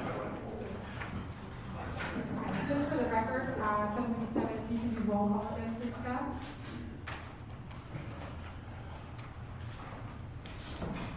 President Cohen, Here. Trustee Michaels. Here. Trustee White. Here. Trustee Lindy. Here. Trustee Heron. Here. Trustee Bonnie. Here. Trustee Jones. Here. Everyone is back and accounted for, we still have a quorum, thank you. Up next, we have up next is public comment, my apologies. So public comment for the following items and then any and all items, of course. Additionally, this evening we will be discussing, under discussion, A, leaf burning ban, item B, complete streets ordinance and subdivision regulations, item C, a zoning text amendment for solar definitions and placement, item D, agreement between the Village of Sugar Grove and the Corn Boil, item E, intergovernmental agreement between the Village of Sugar Grove and the Sugar Grove Public Library District for shared space and services. So public comment, you'll have 3 minutes at the podium. And Scott's gonna call off whoever was on the list first. Up next, Michelle Brown.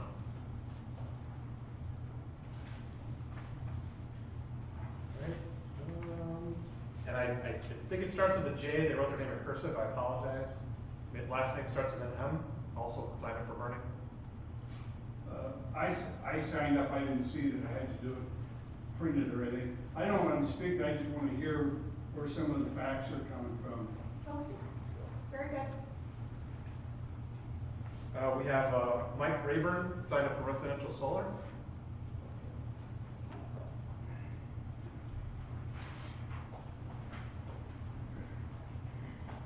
Thank you, sir. All right, good evening. My name is Mike Rayburn. My fiancee Becky and I are here tonight regarding our petition to overturn the village restriction banning solar panels installations on a front roof plane adjacent to the front yard or corner side yard. On the March 20th Village Planning Commission meeting, the commission voted 5-1 in favor of approving our petition to overturn this code. Simply put, this restriction has a detrimental impact on village residents for many reasons, as it costs residents money in the short term and long term by arbitrarily limiting the size and production capacity of a solar installation. This reduces the amount of tax incentives a homeowner can receive and can dramatically reduce the overall return on investment and savings over the life of the solar panels. It has a disparate impact on residents depending on which direction their home faces, as the viability of a solar panel installation is predicated upon choosing an installation location that receives the most sunlight. This means the restriction most negatively impacts residents whose home faces south or whose rear plane is blocked by trees or other obstructions, as installing an effective rooftop system is nearly impossible under these circumstances. Federal and local government programs and laws incentivize installing solar panels, while this restriction makes installing solar panels impractical or impossible for many residents. It increases the reliance on traditional energy companies at the expense of a homeowner's property rights and freedom of choice. In each comment bill, there's a line item earmarked for a renewable energy fund that reimburses residents that choose to install solar panels in the state. As such, the existing code restricts residents from receiving funds from a program they continually pay into. In addition, a 2019 study showed that homes with solar panels sold for 4% more on average than those without. Our efforts, coupled with the numerous written and spoken remarks provided at the Planning Commission meeting and leading up to this one, indicate there is a community interest in limiting this restriction. It is serendipitous that this discussion is being held at the same meeting as the votes on the community solar project at Aurora Airport, a project that, if approved, would mean a windfall in compensation in the form of tax revenue for the village. The state of Illinois offers a property tax exemption for residents who install a residential solar system, meaning the village does not receive any tax compensation. Fully supporting community solar and not residential solar could approach a conflict of interest. The village board has the power to pass codes to promote public health, safety, or general welfare in the village. This restriction, as written, satisfies none of these items, which suggests it is a government overreach that enforces an arbitrary aesthetic preference. This restriction affects the legal rights of every property owner in the village and infringes on the rights of residents to lower their energy costs to the maximum extent possible. Regressive, unnecessary codes like this one can hinder population growth and dissuade potential residents from choosing Sugar Grove. As we detailed at the Planning Commission meeting, there have been many bad faith arguments made in village meetings over the years, and suggested alternatives to residential solar installations have been insufficient at best. It is time for the village to remove this code and stop taking money out of residents' pockets. Thank you, sir. We have Brian Tonner. Good evening. I'm Brian Tonner. I live at 443 Courtney Circle, and I rise to speak in opposition to the leaf burning ban. We've got about 2 acres of mature oak and hickory, and I would estimate that we could fill about 100 bags a week. The current ordinance is comprehensive, effective, and safe. Thank you. Thank you. Lisa Tonner? I'm not speaking. Okay. Thank you. Anyone else on the list? That's the full list. If there's anyone else who didn't sign up that would like to speak, Okay. I'm not ending it. Just if there's anybody else that'd like to please raise your hand. And We'll start back at the top here. yeah, Remember you signed up for both. Yeah. okay. Yeah, Perry. All right. My theme is an ounce of prevention is better than a pound of trouble, okay? And what this is, I recently reviewed the Kane DuPage Soil and Water Conservation District report that was commissioned prepared for Village of Sugar Grove and commissioned by Daniel Olson of Crown. And what I found here is it kind of coincides with what the CMAP report was of the sensitivity of the land of the 760 acres that's on the Crown property. And first thing I saw that really struck my attention was the soil interpretations regarding dwellings with basements. It says, dwellings are single-family houses of 3 stories or less. For dwellings with basements, the foundation is assumed to consist of spread footings of reinforced concrete built upon undisturbed soil at a depth of about 7 feet. And it's got the color charts on here with the yellow being somewhat limited and the red being very limited. I made these enlargements so you could all see these. You can see it, and I'm sure you all have copies of this. You can go back and review it yourself. But what it says is red represents very limited, poor performance with high maintenance, and high maintenance are expected. I don't know with the water problems out there that there wouldn't be an issue going forward. And what it reminded me of was about the problems that existed with Mallory Point and the water in the basements out there. Those were permitted, built, and I believe the city cost to try to correct that water problem was over $1 million. So it's just some sensitive items that are gonna have to be really looked at when these things do come up. The other things that bothered me was soil interpretations for local roads and streets. And these are basically local roads and streets, all-weather surface, basic streets.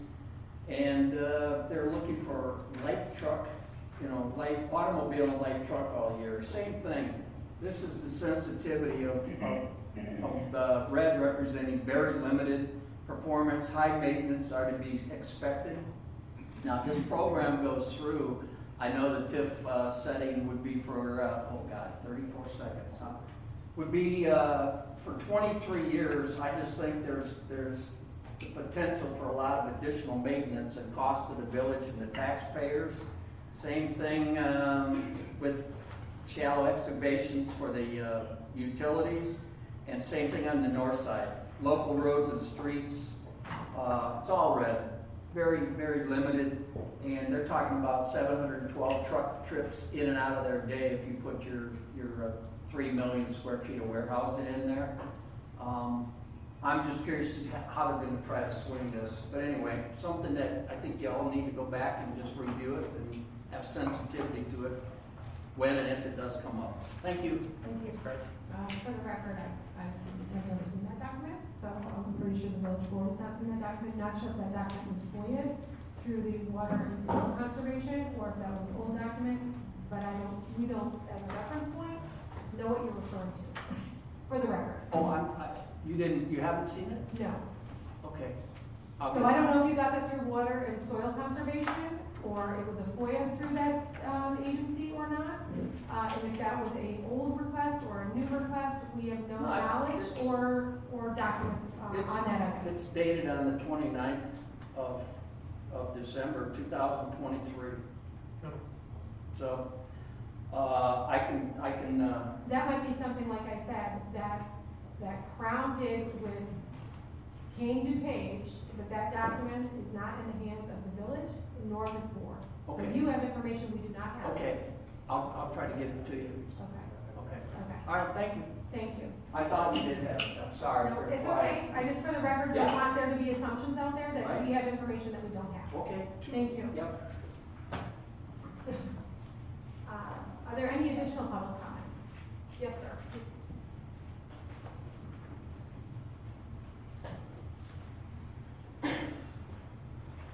Board, first of all, thank you for your questions and concerns regarding the community solar. It's appreciated. It was stated by a trustee that it's not the applicant's fault for the ordinances that are supposedly out of date. I disagree. Mr. Rayburn with the rooftop solar amendment comes into play changing ordinances before submission. And my question is that ordinance out of date too? And if you're gonna give a waiver to developers, why aren't you giving a waiver to them? This could be a double standard for residences and ordinances. The solar farm petitioners should have asked for amendment changes before their submission.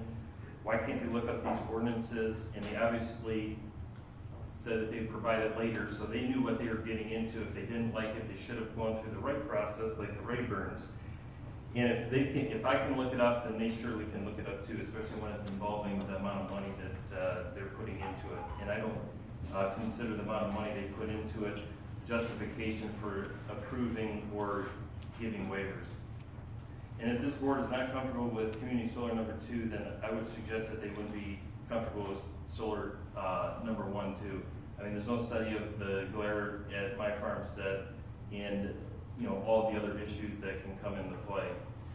I also talked to a Fox Metro employee. They have a solar farm at their facility on Route 31, and it was destroyed by a hailstorm. It took about 8 months to fix it, so it does happen. It does happen local. You just got to start talking to people. And also too is they fired the management company because of weed issues and lack of maintenance because they weren't happy with what was going on. So I see this as a status quo, and it's going to happen again, especially when this solar developer ends up selling it off to somebody else. So we're making all these rules and ordinance changes and soil testing later on. We need more drainage studies, all this, but we're really not dealing with the people who we're going to end up dealing with. That's the problem too. And it's going to be an overpromise, underdeliver, and holding people accountable to all of these things going forward. Watching the surety bonds. I mean, I could go for hours on this, and it's just not a good idea. I'm hoping that you realize all the impacts that this faces and set a precedence that we don't want to be quoted as, solar growth, not sugar growth. I mean, because we're looking about, changing our motto, that we make sure that this doesn't come to our village and surrounding areas, and we set the precedence now. Thank you. Thank you. Next, yes.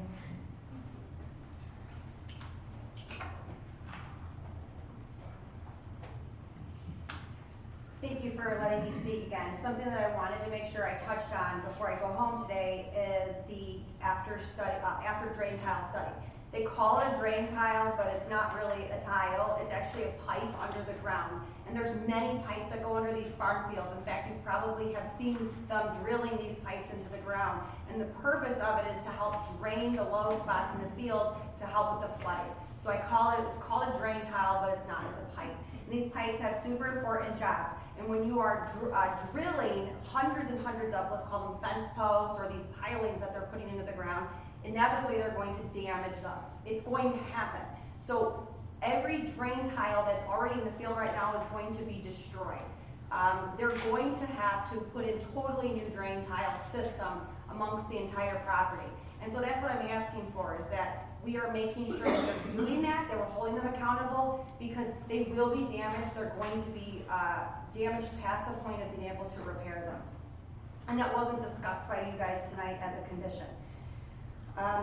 The other thing is that on our well, we put in a brand new house. We just built a brand new house. We moved in about a year ago. We drilled a new well. It cost us $20,000 to drill a well.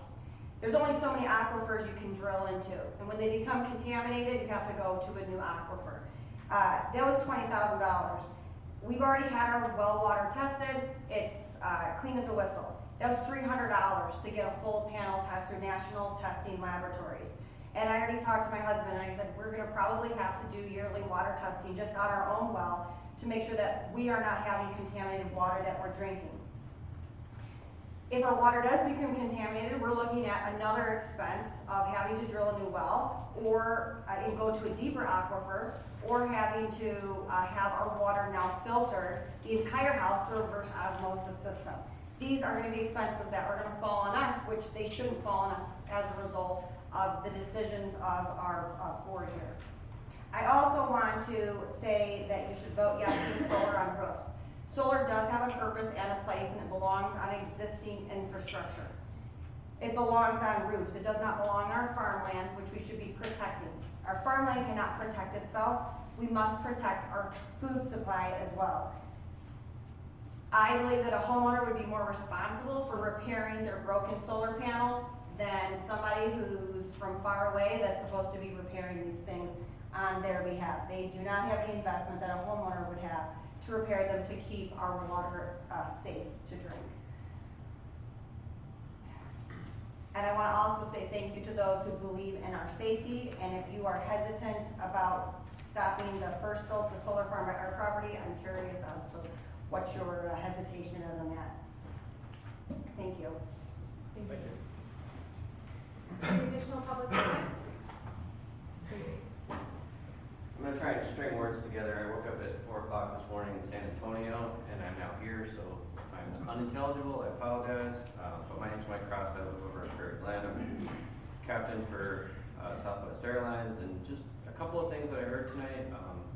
President Conan, thank you for bringing up the FAA issues. I don't want to say the FAA doesn't care about pilots, but in this instance, they actually don't. The glare analysis is through the document you were talking about. It doesn't really reflect at all on pilots, but Miss Laura, and I apologize, I can't see your last name. At one point you were, how do you say it? Julian. Julian, oh, very good. The FAA did put out an advisory circular. It's AC 150 5190-4B, and it talks about local municipalities. Actually, I'm gonna probably just use it. Airport land use compatibility planning, and it's a huge document that is written for this specific purpose and how they want to partner with local municipalities to do exactly what y'all are doing right now. Sorry, I said y'all. My wife's from Mississippi, New Jersey. I don't know how that counts. Anyway, so as far as solar 2 versus solar 1, I appreciate the no votes on solar 2. I also piggyback on what they're saying about solar 1 as well. And I emailed everyone on the board. I hope you all read that email and saw the pictures. And I had a very awesome conversation with Ms. Conan about safety. And we talked for probably about 45 minutes. And what you didn't know was it was my wife's birthday, and she was waiting inside, so I got in a lot of trouble for that. But she understood. So if we were to take off and lose an engine, and I have probably 15,000 hours. I've been flying for a long, long time. A gentleman that came in before that said he flew for 47 years. I'm not quite sure what that was all about. But you were trained to go straight ahead. If I go straight ahead, I'm going to hit the one in the north or hit the one in the south. We also received an email from Mike Bear, who's the local EAA chapter president, talking about how many kids, and that's one of the things I have a lot of passion for. I have usually about 50 to 60 kids a year. So these are your kids that, as a Sugar Grove resident, I'm taking for rides in my airplane, and if I lose one, I probably have enough experience, but we have people in our chapter that are just general private pilots that if they lose an engine, they're going to go straight ahead. And Frank Benowitz, who's a police chief in Wooddale, wrote me an email talking about extraction. So the Sugar Grove Fire Department, if I go into that field, am I going to make it out? If I'm going to get electrocuted, or do they have the extraction, equipment, to come get me? So there's a lot that we didn't talk about tonight with FAA. make sure that as we move forward, just keep that in consideration. So, thank you. Any additional public comments? Yes. I wasn't going to comment tonight, but he said something right at the end that piqued my interest. I was talking to a firefighter a few weeks ago, just in conversation about the solar issue, and what I was told was if there is some sort of crash or electrical fire, that they cannot enter the property until either they get an okay from ComEd, or ComEd comes out there, shuts the power down, which if it's solar, it still might be generating power, so that could be a big issue that you guys might have to take into consideration. Thank you. Thank you. Any additional public comments? Going once? Going twice? We will close that portion. Up next, under discussion, item 11A is our leaf burning ban. Chief, we did discuss this at the last village board meeting. We were missing a couple trustees, so it's back.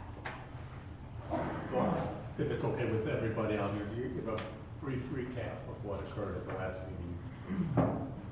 As a reference point, this discussion, open burning, falls under the Public Health and Safety chapter of the Village Code of Ordinances. Tonight's discussion, though, is not purposely directed towards recreational fires. Those are fire pits, those are fire rings, those are devices or open ovens. So I just want to make that clarification. As everyone's aware, this topic is no stranger to the village board. It's been in front of you many times and other boards prior to you. You know, and through this discussion, code amendments have taken place regarding the open burning, and this has to deal with leaves, tree debris, and diseased trees. Throughout the year, the village board has heard many people come in front of the board to talk about open burning the leaves, the complications that they have for health concerns, or some that have medical conditions from asthma or COPD. They have had other things that they brought forward. We've had owners, residents that have gone to early in the morning, wanted to get fresh air. They opened up their windows to get the air movement in their house, and they come back to realize that a neighbor next door or down the block has began to burn leaves. They've returned home. A neighbor or a resident has come in front of this board a few years back, and they've talked to the board and said they had to professionally have their furniture or their drapes dry cleaned or cleaned up so that they can get rid of the smell. Some of you might have received some emails and other communication regarding this. It's not uncommon for the smoke to travel down the block. It doesn't always lift straight up. So it might be unintentional of a homeowner that wants to burn leaves. Doesn't mean it's going to disperse. It's going to say sometimes it hovers at the ground level and it travels across many yards. And as we talked about at the last meeting, it also affected the John Shields Middle School, the elementary school too. So some of it, as was stated, is really has to do with health conditions. And some people choose to venture out while others have to lock themselves in their house and try to make their time without having to open up the windows. The high efficiency vents that are now in place for your furnaces have low level pipes that come out of the walls are a couple feet to 3 feet off the ground, and they're entering into the homes, and it has caused issues. So again, at the last board meeting, open burning specific to the burning of leaves, diseased trees, tree limbs was discussed, and what we were really looking at is what do we need to do, if anything, for section F, which has to deal with exceptions allowing the leaves, diseased trees and tree limbs to be burned. Some homeowner associations in the village do not permit open burning, while others do. So, and then I'm just going to give you a brief recap of what the board action took place in August of 2019. You would allow us to make it more restrictive to burn leaves. And some of those conditions that were put in place is it has to be, it has to be trees, tree leaves, diseased trees, or the tree limbs generated from that property. It has to occur on sunny days from 10 a.m. to 3 p.m. It has to have wind less than 10 miles per hour, so 9.99 miles per hour. We usually utilize the Aurora Airport wind gauge to tell us if it's in that. It has to have, it can't be on an ozone or an inversion day, which doesn't allow, you know, this, as you see in the picture here, it doesn't necessarily conducive for letting the smoke lift up into the air. Sunny days, sometimes, you know, obviously people are gonna burn wet leaves. They're gonna take their pile of leaves and they get moisture underneath it and they throw that in there, and that obviously is gonna produce additional haze and smoke that travels across the roadways. We've had stuff on 56 where it's hard to drive through it. We've had stuff in other parts of the community, it's the same thing. So, and this travels not just to the adjacent neighborhood, it travels a little bit further out too. So, some of the other restrictions was that an adult had to be outside near the fire. So they can't be watching it from inside their house while they're watching or doing something else. They have to have a charged garden hose or a fire extinguisher available to them. And some of the sizes of these fires is pretty extensive. I'm not even sure a fire extinguisher will even be effective. And then some of the other conditions that were put in place, that it has to be 20 feet from a property line, or 20 feet from a structure, or 20 feet from the right-of-way. All good intentional things. However, for us in law enforcement, for the firefighters, going to someone's backyard or side yard and knowing where someone's property line is, it's difficult. You know, it's difficult to say, okay, now I gotta get, you know, cops don't carry tape measures around unless they're evidence technicians or something else. So, you know, the optics just are not good. There's a lot of things that have to be met for us to make sure that they're being enforced properly. So again, it was great tools. It was well-intentioned. That happened back in 2019, but it's created some issues for us on enforcement. On the flip side, you know, we have a number of residents in the community that have a large amount of trees, and they are looking at how do we dispose of the leaves. So one of the smart things that the village staff did, probably within the last 10 years, is when they renegotiated the garbage refuge contract. They made sure that leaf bags or garbage containers that are designated for landscaping was free. So if you go to other communities, you have to buy and purchase stickers and put those stickers on each and every individual bag. So it was an extra burden on them. But the village staff had the foresight to make sure, hey, we're gonna make sure residents could put out one bag or as many bags as they need without having to incur a sticker cost. So,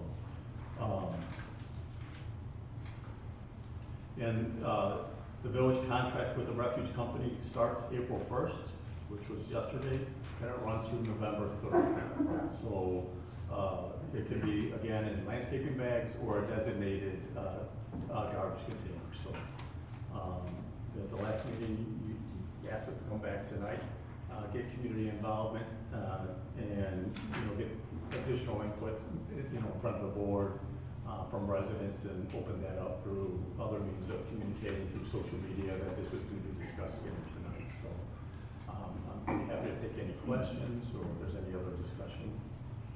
Excuse me. So Trustee Shomas, obviously, and Trustee White were not here for our last discussion on this item.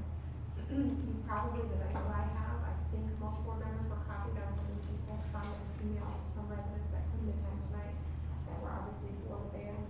I've received, and hopefully you have too, over the course of probably the last 12 months, usually this time, fall and springtime, when people are back involved in their yards, we're getting emails, or I've seen and had conversations with residents that are concerned about just what you said. The issue with, obviously the smoke, and they could be doing all of these items. They could be doing everything there, but it still carries into their yard. So the health and safety of the resident next door who's not burning is still affected by the resident on one side that is taking advantage and abiding by the ordinance. The other thing that came up last meeting was just the lofty list that has been put here, trying not to ban burning over the years. They've put all these restrictions to just basically make it as restrictive as it can be, but still not ban it, and that's what that is, which also becomes harder to police. Calls, I can just speak to what's happened to me. There was a big issue last year at John Shields where the entire playground was covered in smoke, and I got a phone call saying that the children were outside and they couldn't play outside because of the amount of smoke cover. I do feel like there's a lot more complaints that come from this section of town than maybe other sections of town. Also understand the amount of, there are certain neighborhoods, Stratford Woods, Dugan Woods, and some lots within Black Walnut Trails that have larger lots and more leaves, and that those residents would have to make accommodations to not burn. Other things that have come up are, there's no requirement that you are an educated burner, right? So now you have leaves that, you might be raking up all your leaves and they might be damp and they're smoldering, and that's the heavy producing smoke. Well, you might be abiding by all of this, but it says only dry material. You think it's dry, but underneath isn't, and that's when you get more of that heavy smoke. One of the things that was brought up, or I brought up, was the things that we place on one item that came forward that was up last meeting into community development was an issue that a resident had with a neighbor whose light permeated beyond their property line. And when that complaint came into the village had to take action because that resident whose back spotlight went beyond their property line was violating our ordinance. So they had to make a modification to their light fixture to not let the light stream beyond their property line. This is an example of smoke permeating beyond property lines that there's no protection for. So I think that we've come to a place as a community where we do get complaints about it. We understand the burden of the residents that live on larger lots. And the hard part is, with all the restrictions, there's still issues. So we are one of the, I would say, few communities that still, Elburn does not allow open burning. I always hold them very, close to us and their size and their demographic and their geographic area. They don't allow it. So this is a time and place for the village board to, it is under the public health and safety because of that issue. There's a resident that lives on not even this side of town, but the east side of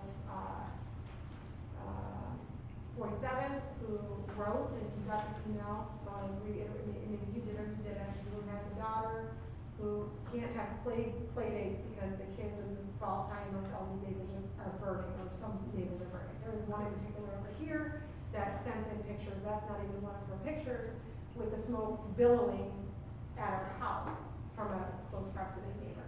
Sometimes on a larger lot, it's not as you're not affecting as many people as you are in closer proximity, or at least you don't think you are, but it's different. So that's why it's back in front of the village board, as we seem to talk about it every year, trying to make it more restrictive. And not everybody is a good conscientious burner and abides by the policies that are put here, and it makes it tougher on our police force to enforce our ordinance as written. So we're here for discussion to see the direction of the village board or the appetite for the village board to go forward with the ban, burning ban. I'm good with leaving the ordinance as is. Thank you. Anyone else want to? I get really frustrated every time this comes up because I feel like we have to legislate good manners, and I don't want to do it. I don't want to,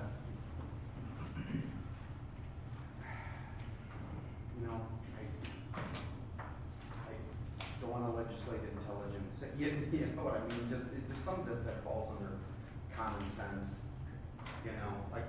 picture that was in the pictures that we've seen. Yes, I'm sure the people who are affected by it are going to be more vocal in airing their complaints than the people who are for it.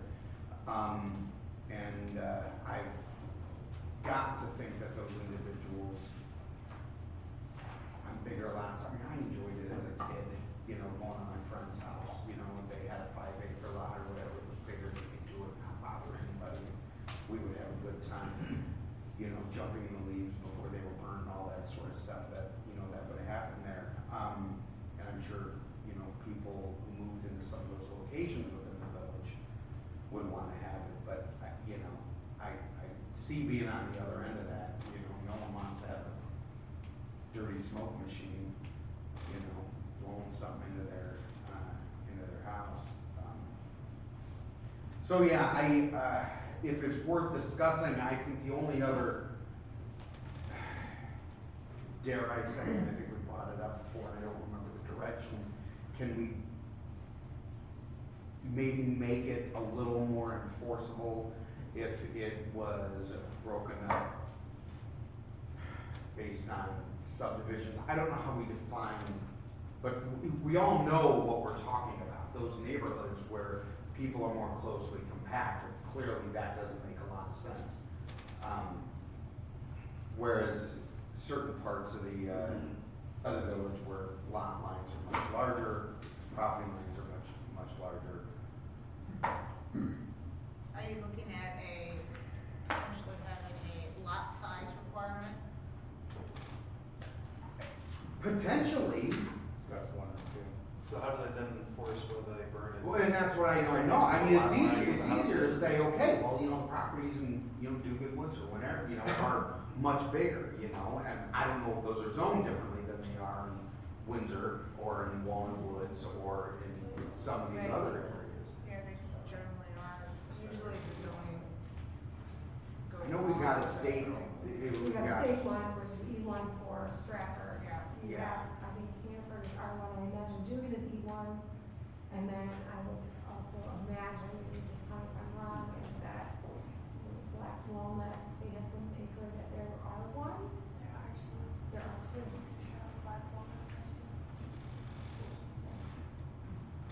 I'm just wondering if that's just an easier way of doing it, an easier way to enforce it. It might cause more troubles for the police by putting restrictions on like lot size. Well, and that's why I'm saying, I don't know if we would do it lot size, but the zoning might make it a little more black and white. But they all know, I believe they all know what neighborhoods are around. I think this is a lot of criteria, so if you're leaving it Correct. this alone, this is a Correct. lot of criteria for the police department to go through. And you're right, people are not conscientious, they burn where they wanna burn. Do they always have hose out? Not necessarily. I'm frustrated we're even having this discussion because It comes up every this year. stuff is happening, you know? You look at these pictures and, you know, it seems kind of consensual and, you know, I think that really this reason it's brought back every year is because of the complaints that keep happening. And the village is at a point where you're gonna revisit it and you're gonna honor those residents by saying we will discuss it, which is why it's here. And you're at a point of banning it or not, and keeping your policy the way it is, but understanding the burden that the policy places. I know. Do we know what they do in Yorkville? Yorkville's not allowed. Not Because allowed. they used to complain to the county all the time when the county people would burn it, it would go in Yorkville. That's the only reason. Okay. Yeah, I know. I don't want to start. That was just, I just want to. My soapbox is done. Which is to say, I don't know, I don't have an opinion one way or the other right now. Let's see where the discussion goes. My thought earlier today, even here on my notes, I have E1 only, as a state lot, just because that would cover pretty much the two subdivisions that have the larger lots with the amount of trees, which would have been Dugan and Stratford. I believe the other subdivisions, HOAs cover no burning anyway. So, I know, Hanford and believe the, Black Walnut has it as well. So, but on the same token with that, you know, smoke travels, you know, so even though it's being done on, an E1 lot, that smoke can still travel across in the roadways. And for instance, you know, travel from Stratford over, let's say, Woodstone, which is the whole purpose of banning it, so, I don't, it is a tough thing for us. We don't wanna do an undue burden on certain people, but, I think the majority of people that have reached out and spoken to us, or to me specifically, have been for the ban. They put up, you know, pictures and it's all about health issues with some that they don't like it. It's just a lot of them with health. You know, my kids got asthma. You know, elderly parents will go with me with asthma or health issues that are aggravated by the smoke. And then, you know, the ones that would like to continue to burn is mostly just out of pure convenience of not having to bag their stuff. So at this time, it's hard. I mean, it's rough, but I'm for banning it. Thank you for your comments. Are any of the complaints we've gotten been in E1 properties? The only E1 we have is Stratford. And Newton? Newton's not E1. What is Newton's R2. Oh, it is? Yeah. Okay. Excuse me. R1, yeah. I'd blow it up on that. Oh, like low density. Where else do we have R1? Hannaford's our one. Yeah, you gotta be careful, you're gonna have to do this So, any other discussion? Trustee Lindy, White, Aaron? I mean, I guess the question, yeah, is, have we had complaints in the areas where there are large lots? Have we Because had- with the larger lots, like the smoke would disperse more. We have, okay, Yes.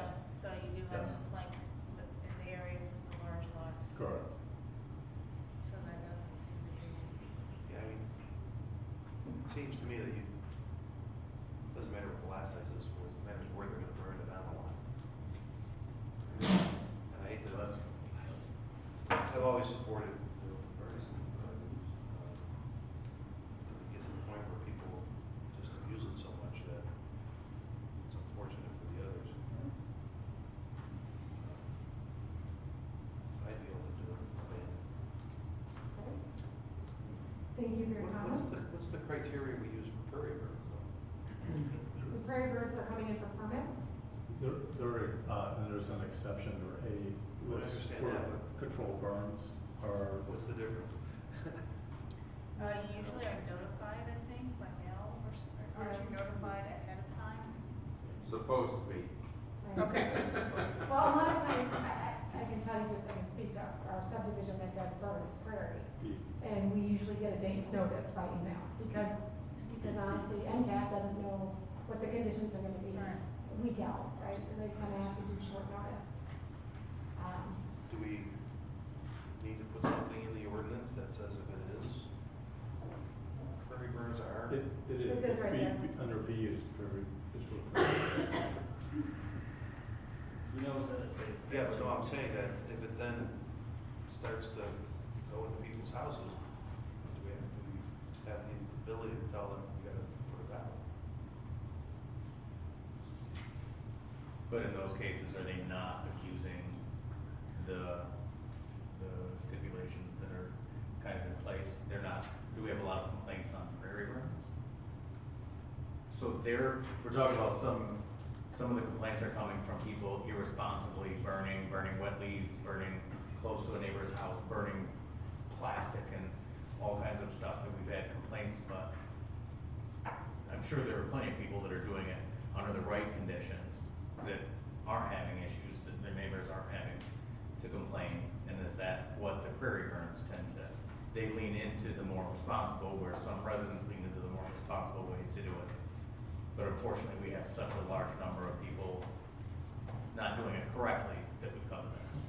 But it's not so much whether they do it responsibly or not, it's the effect of where the smoke goes, to me at least, that's what I. Right, but I think the effect is greater when it's not done correctly. And I'm not disagreeing with you, I'm just wondering if maybe we want to also add a provision that says if we're doing a prairie burn, that it's having the same impact that the neighbor would have, we want to have the ability to shut it down. But do we have complaints about prairie burns? I mean, they're usually done by licensed professionals. And they're usually done every They're 3 or required to 4 be years. by license. Yeah, so they have to, so they definitely know what the wind conditions are.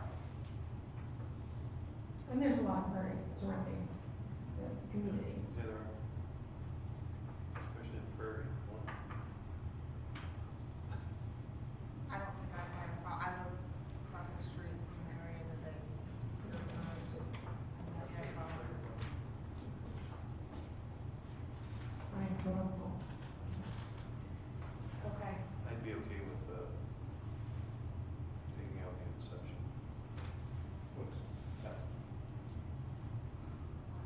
Is that what we're talking about? Yes. Just removing it, right? Removing the permitted with the stipulations. Okay. We have 2 that are okay with that, 1 that is not. Anyone else want to weigh in while we're here? And then otherwise, I'm just gonna ask the staff to bring it back on the next meeting. Looks like, just a quick Google search here, is actually, prairie burnings on the Strike Burning Act, I think, out of a conservation statute, so. Invasive Yeah. species. Yeah, so, look into that, but I think it's required by state law. It's state statute. I haven't read the whole thing, so it was a little long, but briefly looking through it real quick. Just to talk more or something. So the proposal is to bring this back for a vote with the elimination of paragraph F Correct. in that, okay?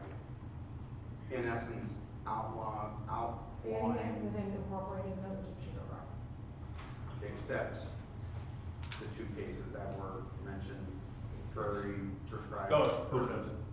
It's in the ordinance. The prairie is permitted. Okay. Prescribed for it. Okay, that's not in section. Correct. So bringing it back, just eliminating F. I think I would lean more towards that, just because of how densely, how close together all of our neighborhoods, our houses are. I understand that there are a few larger lots. I think Danny Road has 5, maybe lots. But, for the majority of the village, it would be probably best to, at this time, eliminate F.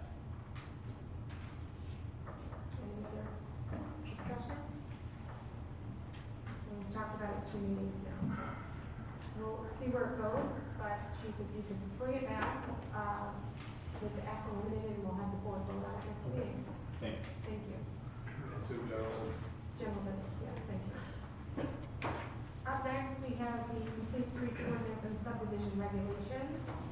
Brad and Brian.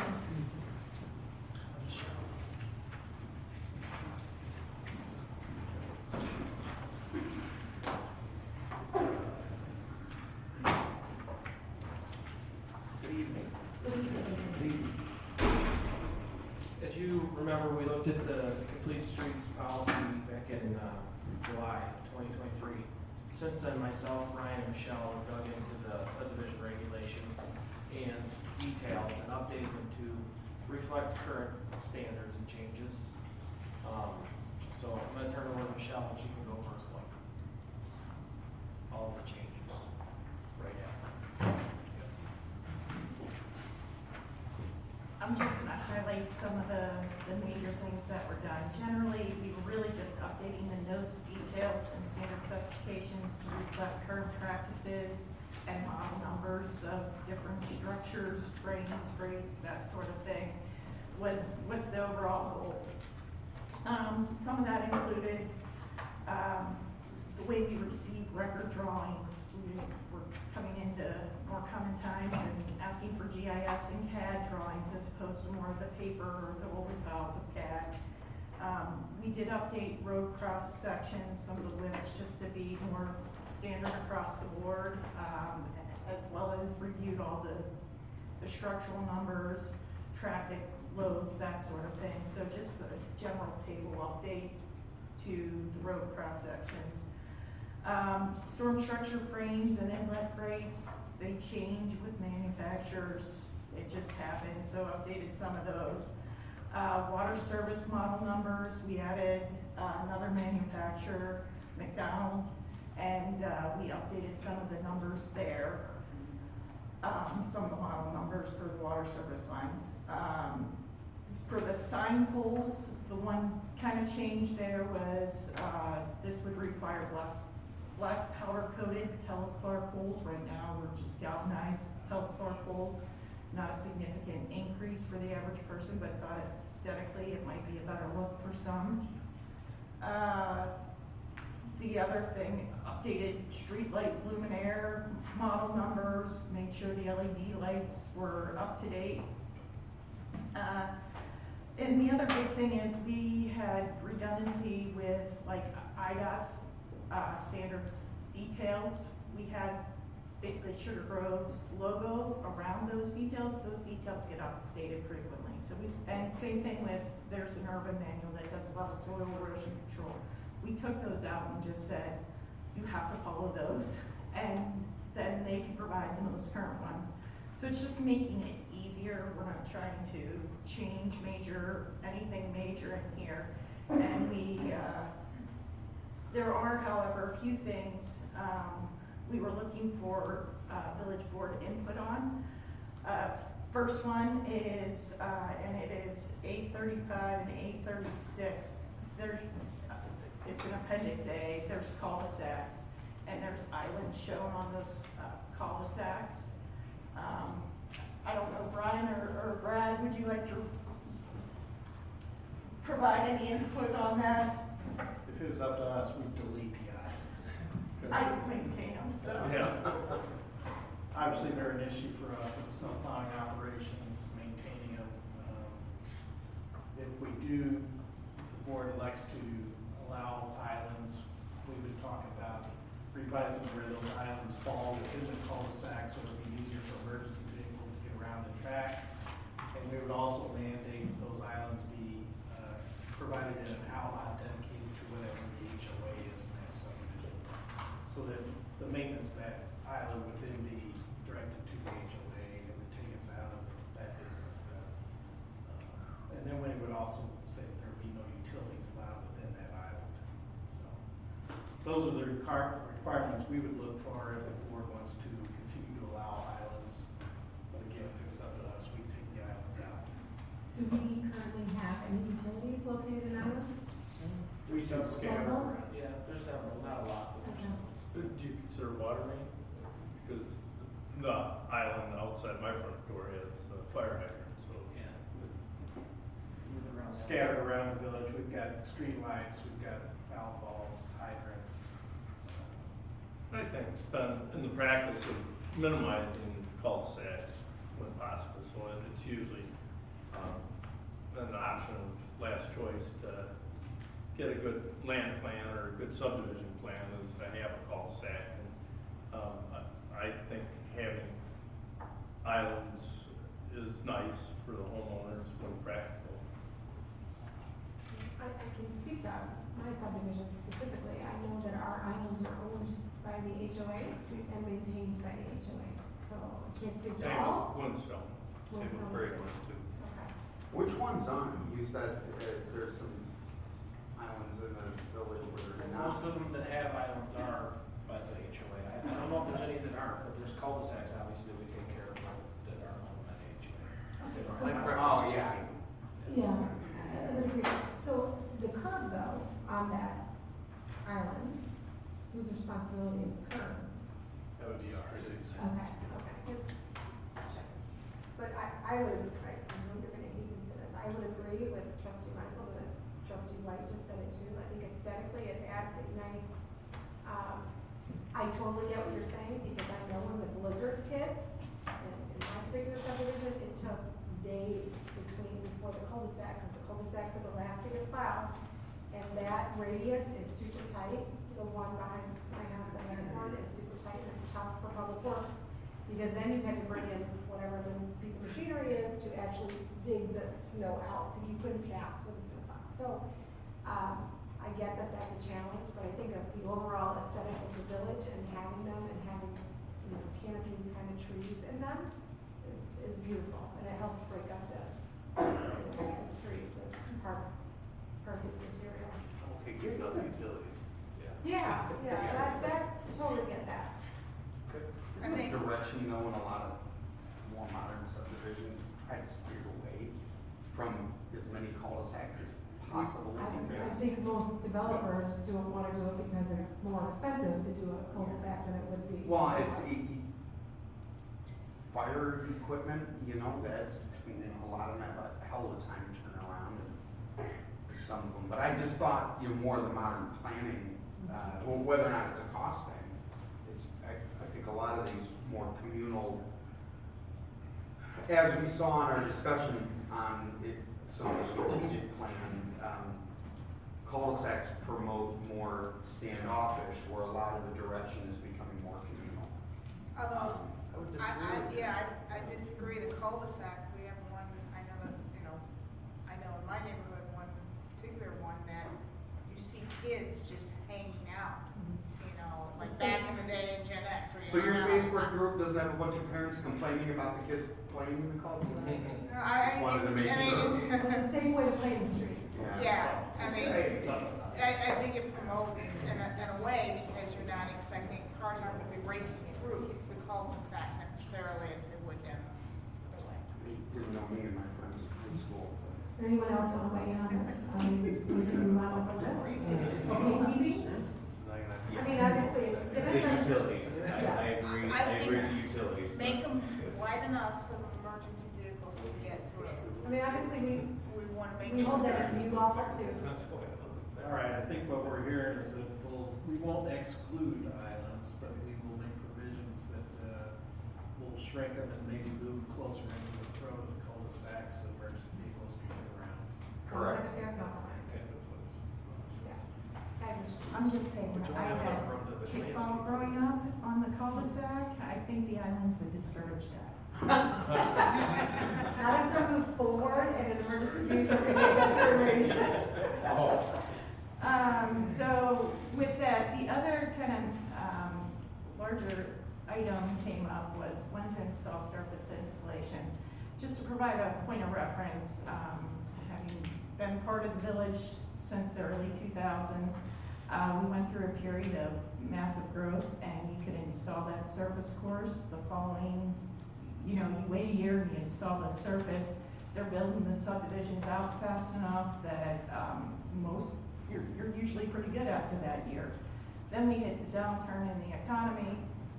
Some subdivisions, as well as their letters of credit, as we all know, they went up, and then it's like, when do you install a surface course? And we let certain ones go longer, waiting on, see if we get the bond, or, you know, so there was a lot of, is a year, do we need to look at that more? You know, do we need to be more proactive? So we did an inventory of like what some of the surrounding communities were doing. It's as clear as mud with everything. But what we've proposed in here is a minimum of a year to make sure you get that winter construction, the winter season in there, plus 70% of the subdivision build out, basically. So that's your minimum. Maximum is 3 years, and there's also a clause in there that says, or otherwise approved by village board. Just trying to put some sort of parameters, like we know if it gets to that 3-year mark, it's probably too far. There's advantages and disadvantages, and you can argue them back and forth, but thought the village board would want to have some sort of say, understanding the history of what we've experienced here. Is there a way to incorporate, you know, based on the time that they have to do the group roll test or something, or is that just clear it up. We did, I believe we left, so we do proof rules on the aggregate base, or we do proof rules on the subsurface, then after the aggregate's laid. For the binder, I believe we left in the binder as an option if the village engineer requires it. I'll double check that, but that was, we had a lengthy discussion about that. We don't always want to put that onto a developer, or anybody else. But sometimes there's a need, so we could, that's at least left as an option, so if it is getting closer to that 3-year mark and we're nervous, we're seeing some areas fail, it gives the latitude for us to do that. So the way you're proposing it would allow us to require that if determined by the engineer. Okay. Does the contractor or developer have to plow the streets before the final course goes on? That is not, this is just standard specifications, but typically until you accept it, it's their responsibility unless there's something different in an annexation agreement or something else. But, so a developer would want the road to pave sooner than 70%. Correct. But, That's what you're stopping. but we're saying the minimum 1 year plus 70%. So if they haven't had that 70%, they need to come back to village. It actually says per village board at the direction of the village engineer. So village engineer will provide some recommendation, what we think, to the village board. The village board ultimately has that choice. You mean if they want to do it before that time? Correct. Yeah. They Correct. could do it. We're not saying no, we're just saying we have minimums and, it is somewhat of a risk. If they're not building out that far, are they having issues completing the job? And is there, do we want to get it done sooner? There might be some incentive. So just trying to put some parameters, but yet leave it open to. I would agree with the 3 years as a maximum amount of time. Again, living in one of those subdivisions that is still not 70% built out after 20 years. And knowing what it was like to live in that subdivision without the finished course on, and going constantly over, I don't remember them ever being privately plowed. In our annexation agreement we had with them, I believe that they paid our bill. Yes. It was a T&M bill. Okay. Same with Prairie Run. So the village did plow it, We did. but they paid that, they paid for that, okay. Which again, it causes damage to the curb though too, when that course isn't there. So that's, I think the 3 years is, I know I certainly lived there longer than 3 years before, a new development group came in and took care of that bill. But a lot of times when you're buying a new subdivision, you're buying the finished product, knowing that it's gonna be short-lived, that pain, and no one's anticipating long pain like that. So, I support the way you guys are proposing it. Anyone else? Sounds like. And for reference, our language for that is on page 12. It's in the upper half. It's like midway through on page 12. That's helpful. Okay. It's on the screen. Yeah.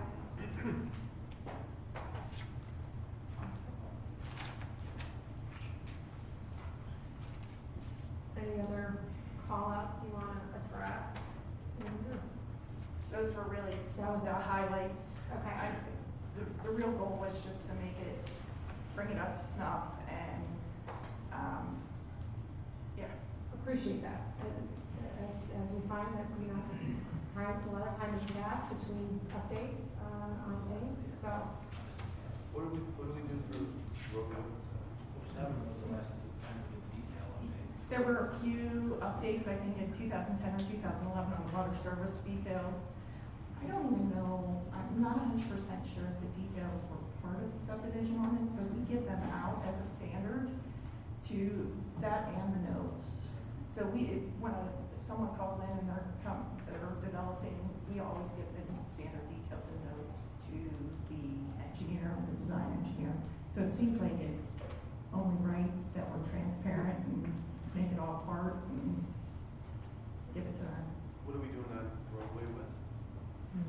Different details of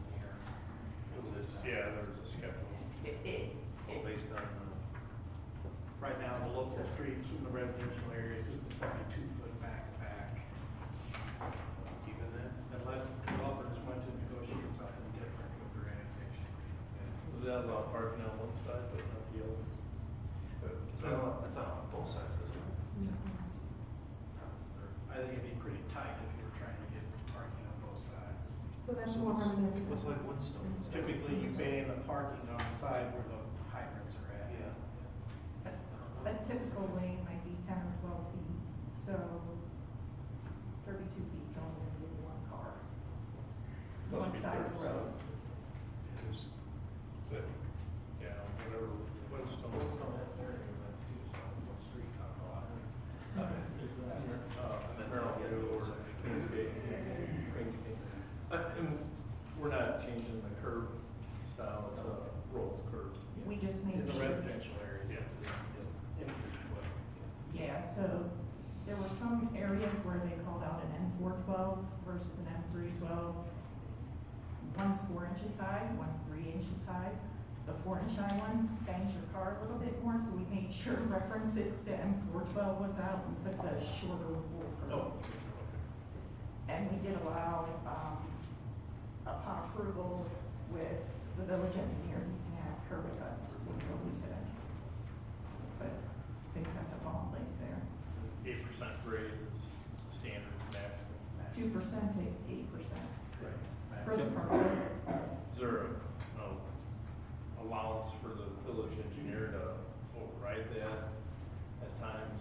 Some of these older neighborhoods, I'm not thinking, there's not many, but one lot in particular in Black Walnut would not meet the pitch because it's very steep.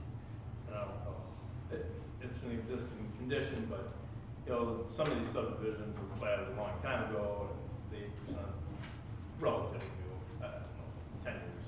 I think we work with the builder to make sure that where he's proposing his driveway is the best location for that. Maybe there's other areas on the lot where we can flatten that driveway out. Yeah, and, you know, you have the top foundation that's sort of set and the street, and it's hard to. But the sidewalk is set too, though, isn't it? Sidewalk elevation set the engineer. Yeah, sometimes you can vary that a little bit and change the pitch, Yeah, but but what we're talking about is just the parkway, right? no, it's the whole slope of the driveway. It is. It goes also.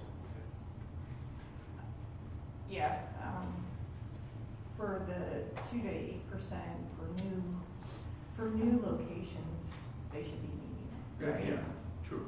And there are existing, I mean, we deal with it all the time in terms of even doing our roadway projects and everything else. Sometimes you just can't meet it because you have 2 points and you gotta match them up, and it is what it is. And I think we understand that. But, again, I don't know, we need to put some language that, you know, I'll take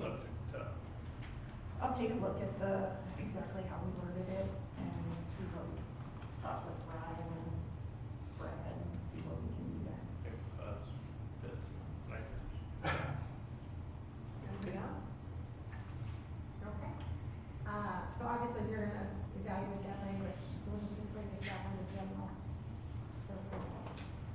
And discuss whatever changes you made for tonight. Okay? thank you. Thank you. If I may offer some historical perspective. I would love it. My first tour of duty here, going back to '96, the standards and details were very limited in scope, I would say. I don't remember exact, but it was probably maybe 25 pages in length.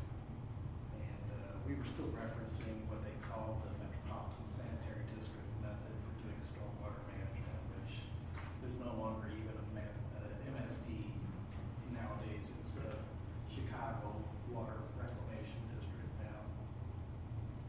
And I thought it was very interesting.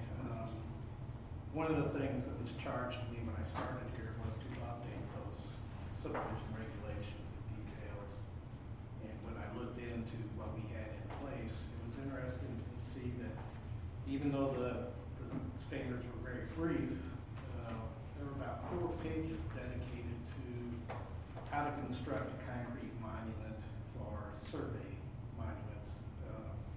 State standards require that all subdivisions have a minimum of 2 concrete monuments. They're typically placed in opposite corners of the property.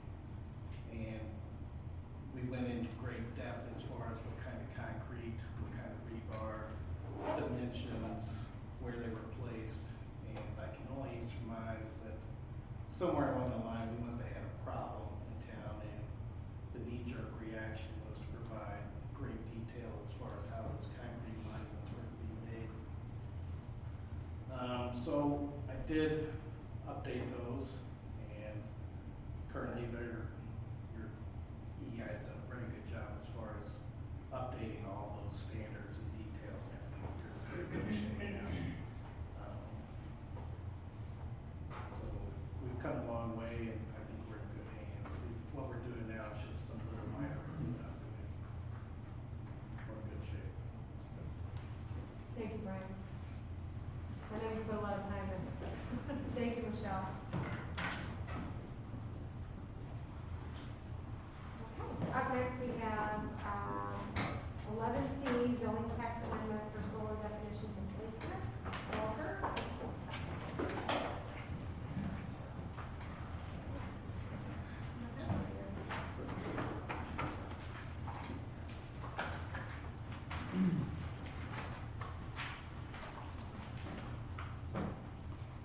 What we have tonight for discussion is a proposed zoning ordinance amendment that would effectively remove the roof location limitation for solar panels for level 1 solar energy systems. As I think everybody on the board is well aware, this is a matter that's been brought before the board for discussion intermittently over the past 10 years at least. The last time the village board discussed this specific request was back in December of 2020. And that request was also brought by a resident. And Mr. Rayburn, the applicant, is the latest resident who requested this amendment. The specific issue is that under current zoning regulations, solar collection devices are not permitted on any roof surface that faces a public street. This prohibition doesn't take into account basic physics of solar radiation. It comes only from one direction, generally the south. Accordingly, placing solar collection devices on a north-facing roof surface greatly diminishes the efficiency of the solar collector array. The last time the Plan Commission discussed this back in 2020, there was a fairly detailed response from the Plan Commission and provided the rationale and the basis for their reasoning for, at that time, keeping the regulations as is. However, and one thing I want to point out is that recommendation in the board report are attached to this board report, so it looks a little confusing.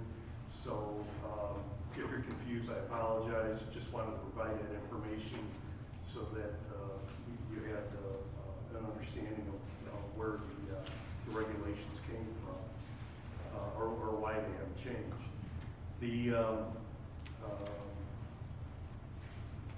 Let's see. Well, to make a very long story short,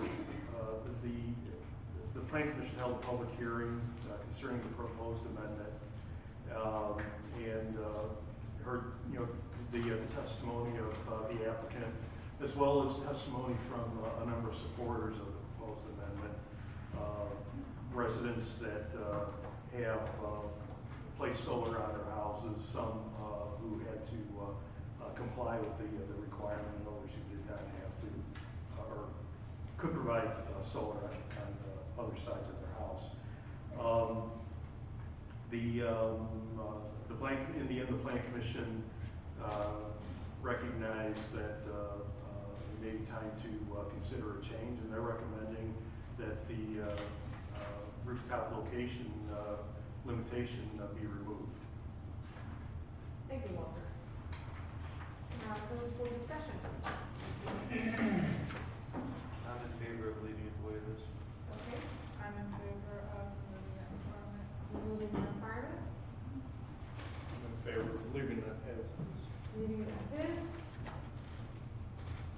As is. As is?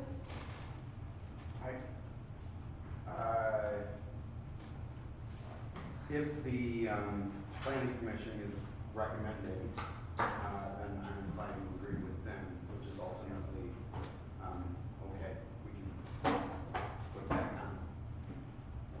Well, We would need a way of being able to probably address some of the aesthetic concerns, whatever they may be, and how that is written out. So the regulation, Walter, is for any development, business, residential, taking the requirement off, okay? Yes. Um, For level 1 solar energy system, larger solar energy systems don't have that limitation. okay. Anything larger requires a special use permit and limitations can be added during construction. What's the threshold between level 1 and level 2? I think it's 25. Well, there's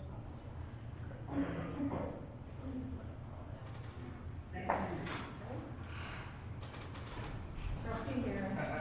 I'm okay with, the plan commission's recommendation of removing. Okay. You might be the tiebreaker here, President Conan. I'm sorry, but I'm in favor of leaving the regulation as it is.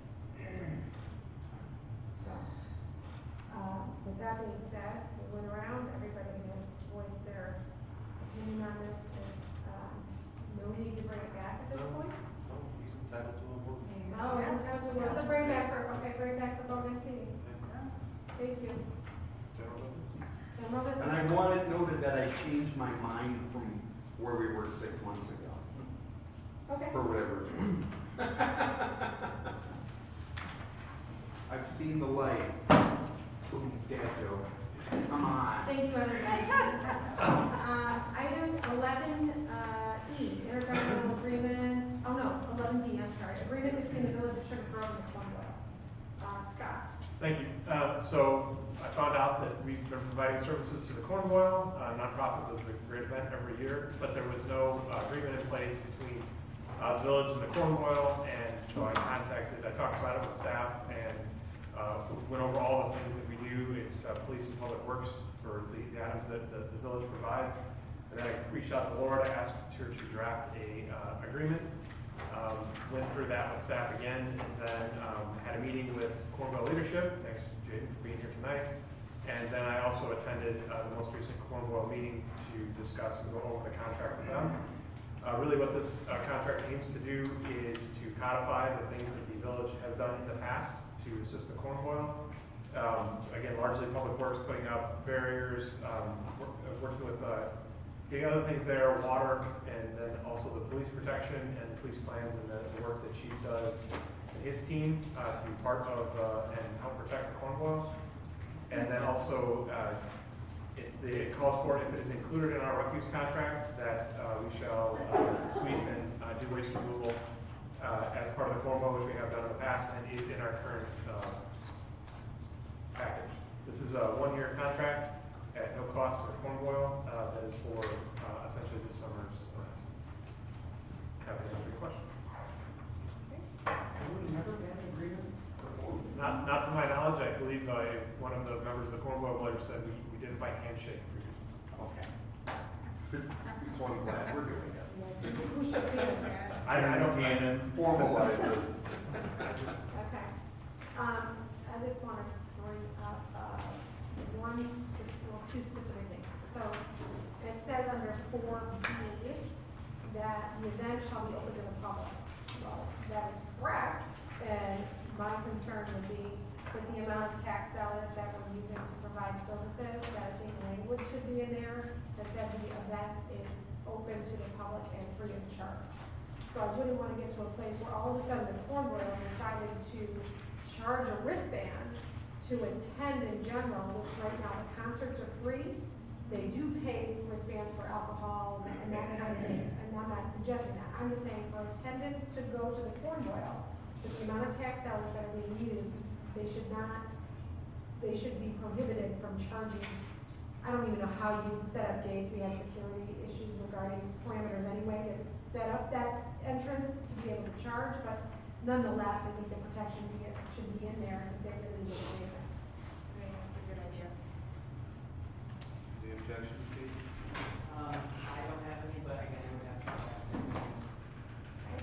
just for 1 year, so we're just gonna renegotiate every year, and if in the future they wanna charge, we deal with it at that point. Yes. I also just, for the record, I attended a couple Corn Boil meetings, and this is a not-for-profit that was on for the benefit of our community, and it is loved by many. But I want to also get to a place where the Corn Boil itself, with the revenue that they generate from the event, is covering a portion of the expense that the village incurs to provide service. We require it of other events that have happened. A perfect example would be the Live Golf Tour. When it was here, all police services were covered in full. I'm suggesting that they get to a place, and I brought this up at their meeting, that they are covering some of that expense, so this doesn't, because it's a non-for-profit, right? So what's the next non-for-profit to say, I want to have an event, and I want free police services, right? So we have to get to, we're not looking to spring that on them this year. This is what, kind of how it has been, so we should honor that, but they should also be covering the police services. Because if we didn't provide police services, we would require that they have private services.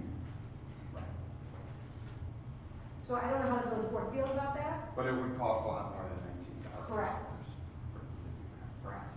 But I think there's the justification. Yeah, it's worth a dialogue, but at the same time, I think some brainstorming on what they could then do for it to be revenue generating a little more directly. Because I think there might be some opportunities there for, and it's not an entry, into regular fee necessarily. Does the money that's raised through the alcohol sales and stuff, what is for the not-for-profit, does that get donated, or where does that go? That goes to the Fire Protection District Association. Or the Legion. But they have a contract with the Fire Protection District Association. They do not have a contract with the Legion too much.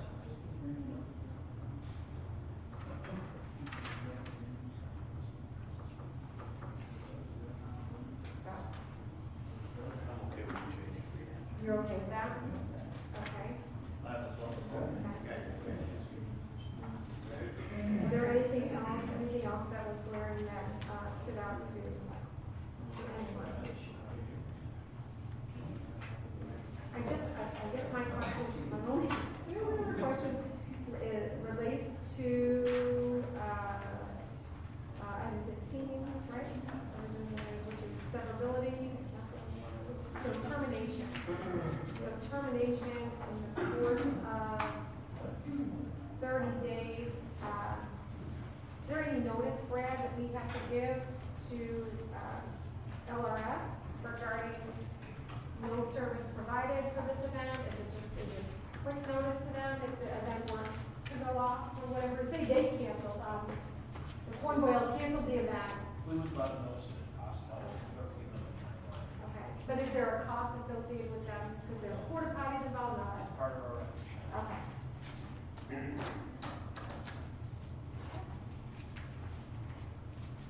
Anybody else have anything else?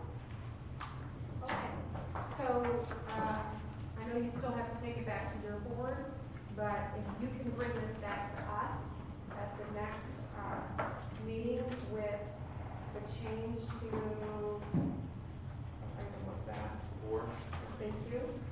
Change to item 4B, just to ensure that it is, free to enter. And we will pass it here, and we will have to pass it and sign it on their end, so. General business or consent? General business. Actually, no, that can go consent. Everybody's good with that? Yeah. As an item and condition, okay, that can go. Thank you. Thank you. Up next, 11E, intergovernmental agreement between the Village of Sugar Grove and the Sugar Grove Public Library District. Scott. Thank you. So we had a meeting with Jenna and some leadership at the library district. It was a great meeting. Found out from them that they are in quite the budget crunch, as many of you may know, between now and July 1st. And they asked what help or what things we could do to work with the library. They need help with, if there is potential snow, which I guess there might be tonight or tomorrow, that they don't have, so they need help with snow removal, and they also want to stop their landscaping contract and get a new one, or maybe have staff start to do their landscaping after July 1st. That was what they needed. What the village needs is, once renovations start on the police station, we need somewhere to have our meetings. I typically a very cautious person and know that if there's not a building we have control over, I'd like to have an agreement to know that we can have our meetings and we can do the business of the village on a regular basis. So we met, I talked to Jen about it, it was great. And then had Laura draft this agreement, talked about it with staff, and then they did discuss it at the library district meeting. The only change they had, which happened after I submitted this for the packet, is that they would like to have an ability, right now there's no out for the agreement that runs through 2028, because I didn't know when New Village Hall was gonna happen. They wanted to have an out after the first year. Since we're doing almost all the work that we're going to do in the first year, I asked that out wait until 1/1/26 with a 90-day notice, and Jenna was fine with that. Because with all the work we do, and if they immediately got out on January 1/25, I just didn't feel it would be very fair. And she agreed, so that would be not in the agreement currently, but would be, that was a request from the library district that I'm okay with adding. Assuming that the village board is as well, that would be the only change to the agreement that's in the packet. So, to understand it, we're getting free and guaranteed use of a conference room for any events that are going on here. In return, they're getting snow removal and lawn care, landscaping maintenance done. Until July. Until July 1. Oh, it's snow removal until July? We have the mowing until July. Until July. It's just mowing. Basically, it's mowing. Yeah. Yeah, pretty much. It's not. Just It's until not July? mulch and things. No. We get the room until 2026? Landscaping, Guaranteed. landscaping for a few months like that is incredibly more expensive. Right now, Oh. we could just reserve a room with them, and there might be a small fee to have somebody stay late if we have a late meeting such as tonight. We've also negotiated that we wouldn't have to pay that fee because if a chief's there, or if not chief, a different officer to lock up the building, then they're okay with that. That's secure enough for their purposes. So we don't have to keep a library staff member there when we stay late. If a different community group were to stay late, there would be a fee to keep them there. Typically, there's no fee to reserve the room. I just wanted to lock in, and it's just for our village board meetings, police commission, and planning commission. Special meetings that we have, we would need to go through their normal room reservation. We just wanted to block off the calendar, so we pass typically in October, November, we pass our meeting calendar. I hand it off to the library. They lock out the room for us for our meetings. And also, as they mentioned, they just want more people to come to the library. So when we have good public turnout, it's a way to get people in the door. So that there's a win-win I think, for everybody. I think it's great. Is there a fiscal year start, is that why, July? Yeah, that's their fiscal year. Okay. That's when they get the. That's when they get their new The contract. referendum. Okay, Yeah. so my question was, when the referendum kicks in. They're looking to do their landscaping in-house instead of having a contractor, so that's what they're working on. Okay, excellent, so you can bring that back to the 26th date, and then we'll also go to consent. Up next, staff report. Scott. My report is in your packet. I did want to bring up one item. We had a good enhancement committee meeting today. One of the things the enhancement committee has been working on is they were, in the 6th month, there was $10,000 added to the budget for their use. Brad has been working with the committee, myself, President Conan, and then Four Seasons. Four Seasons came out and did a landscape design, and Brad can speak to it a little bit more than I can exactly, but essentially it would be to redo and update the bed in front of the sign, the main sign in Green Tree Village, and then also the sign off of 56, and then the flagpole next to the sign when you're coming in on 47.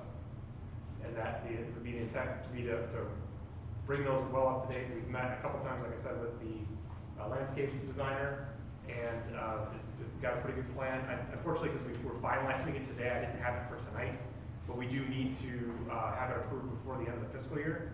So when we have a final draft of what they want to do, I'll email it out to the village board well ahead of the next meeting. But I wanted to mention it tonight because I wasn't able to put it as a discussion item on the agenda because we're still finalizing the quotes, but it will be under the $10,000 amount that is in budget for the enhancement committee. It's something that's important to them, and it's what they think they can improve the look and feel of the village, something that hasn't been, we've kind of updated and done some like little things to it here and there, but not a total like replanting and to add some color and some other things with the signs. So I just wanted to bring that up, that it's been going well. They've had a lot of good input there. They're also contributors on Arbor Day events that are coming up. They've had a lot of help with that. Also, the enhancement committee has weighed in on Volunteer Week is going to be. It's a national week. We're going to make a big thing of Volunteer Week, so a lot more to come on that. It'll be approved at the next meeting. We'll have a proclamation about it, and we're going to try to spotlight some volunteers that help the village every day of Volunteer Week. So a lot of good info coming from the enhancement committee on that front as well. So it's been very positive. It's cool. So we will, staff will work to bring a plan that he's going to send that out to everybody as it gets finalized. But it'll be brought back. Technically, I don't know if we need approval if it's budgeted under 10, but we're going to bring it back for approval. It's outside my. Okay, so under general business though, so because there's unfortunately no funds. Yeah. Scott, is Village Hall being closed on Thursday, or there's something? Yeah, so we've got a luncheon for village employees that they're nice enough to put on for us at Rich Harvest. So we're going to close Village Hall for a couple hours, so everyone's able to attend. All the employees are able to attend the event. It'll just be for a few hours around lunch break. Encourage people, of course, if you haven't already, we've got the online bill pay and we've got the Dropbox and everything, so available but that's the reason for the closure. There's an employee appreciation lunch. This is the third year in a row that we have been generous enough to offer it to our staff. It's great. Thank you for doing that. You're welcome. Anything else? Any questions for Scott? Okay, thank you. Matt? Nothing really extra to report. I know a lot of the representatives are getting pushback on this grocery tax, voicing their opinions. So we're going to just continue to see what that looks like as the state legislature goes through their budget meetings. Yeah, I'm not quite sure if I have the details yet, but April 9th is a day that I will be joining our Council of Government with other mayors and presidents to be outspoken on that issue. And just so everybody understands, it's not a way to just take extra tax and tax folks to death. That's not the goal, and everybody appreciates more dollars in their pocket. I know I certainly do. But when you eliminate over $200,000 of the village budget through we make decisions here, the village has made decisions to do a zero property tax levy increase, and we made that decision in November, with the stipulation that this was just gonna, normal course of business, and we would have that grocery tax. Losing that grocery tax is roughly $200,000 hit to our budget, and the way I look at that is the property tax is a direct impact to our residents and business owners. A grocery tax, while yes, we patronize our grocery and we pay that tax for there, you also get residents from Yorkville, Plano, Hinkley Big Rock, other municipalities, Elburn, Blackberry Township, who shop and patronize our grocers and are paying that tax as well. So you have more people paying into that pot than are putting the burden on our residents. And that's why the zero property tax levy was put in. And this was a revenue source that we had. The other thing too is it does come through, right, and LGDF is how okay. So that's another avenue though that we're looking for additional revenue. The last 3 years, the local government distributed fund is one of those things that we've been thumping downstate for.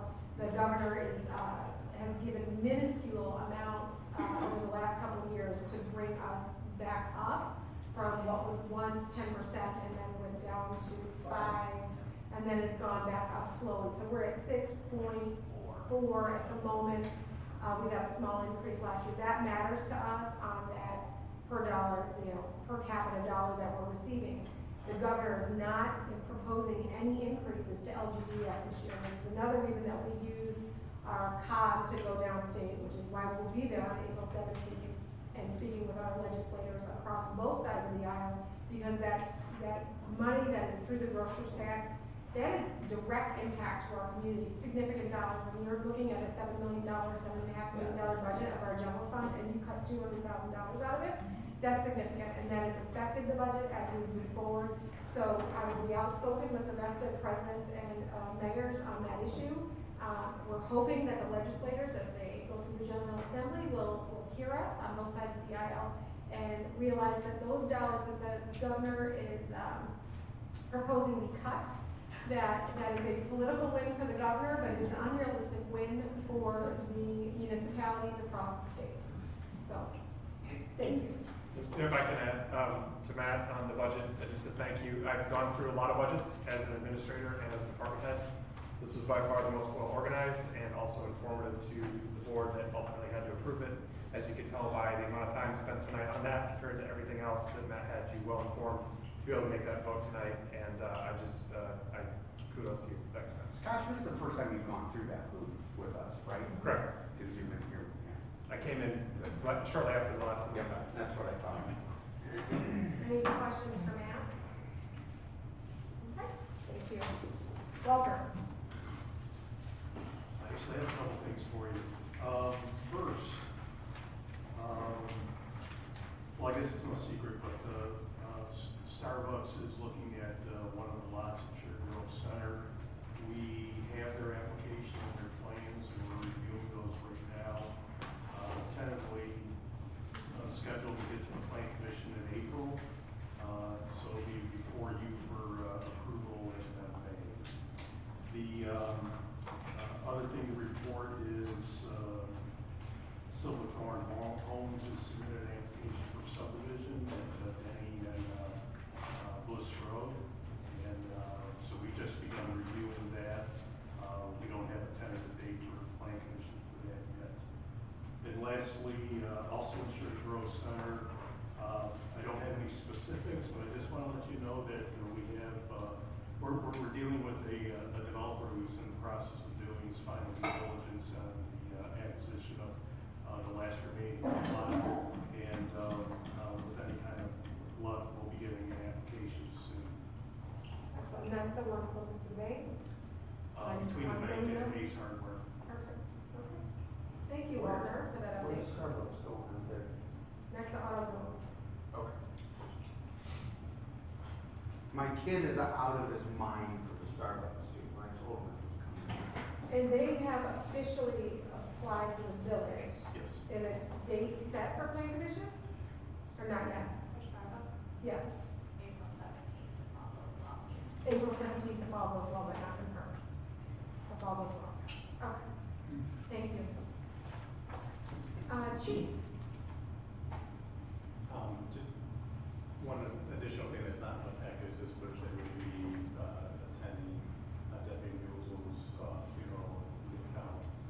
She was here a couple of days ago. Mother and three, so my thoughts and prayers go out to the sheriff's office and to her and her families. Thank you, Chief. Did any members of the staff head out and were part of the session that went on? Okay. It's just curious. Does anybody have any questions for Chief? Thank you. Brad? Oh, Brad. You take up a lot of our time, so I appreciate that. Then Brian gets up there and then leaves earlier. Thank you, Brad. Michael? The Illinois Department of Commerce and Economic Opportunity has begun a process to develop a 5-year economic development plan. We held our first regional meeting, which covered the entire Chicago area. It was held here in Sugar Grove today in Waubonsee. The group we had identified infrastructure funding as a top priority. We pushed hard for that and had a lot of people in agreement. Secondly, Four Seasons Contracting has completed their work that they had under the CPAP program, and so I'll be submitting a check request to the Finance Department, and then we'll schedule a check presentation to them. And I got a call yesterday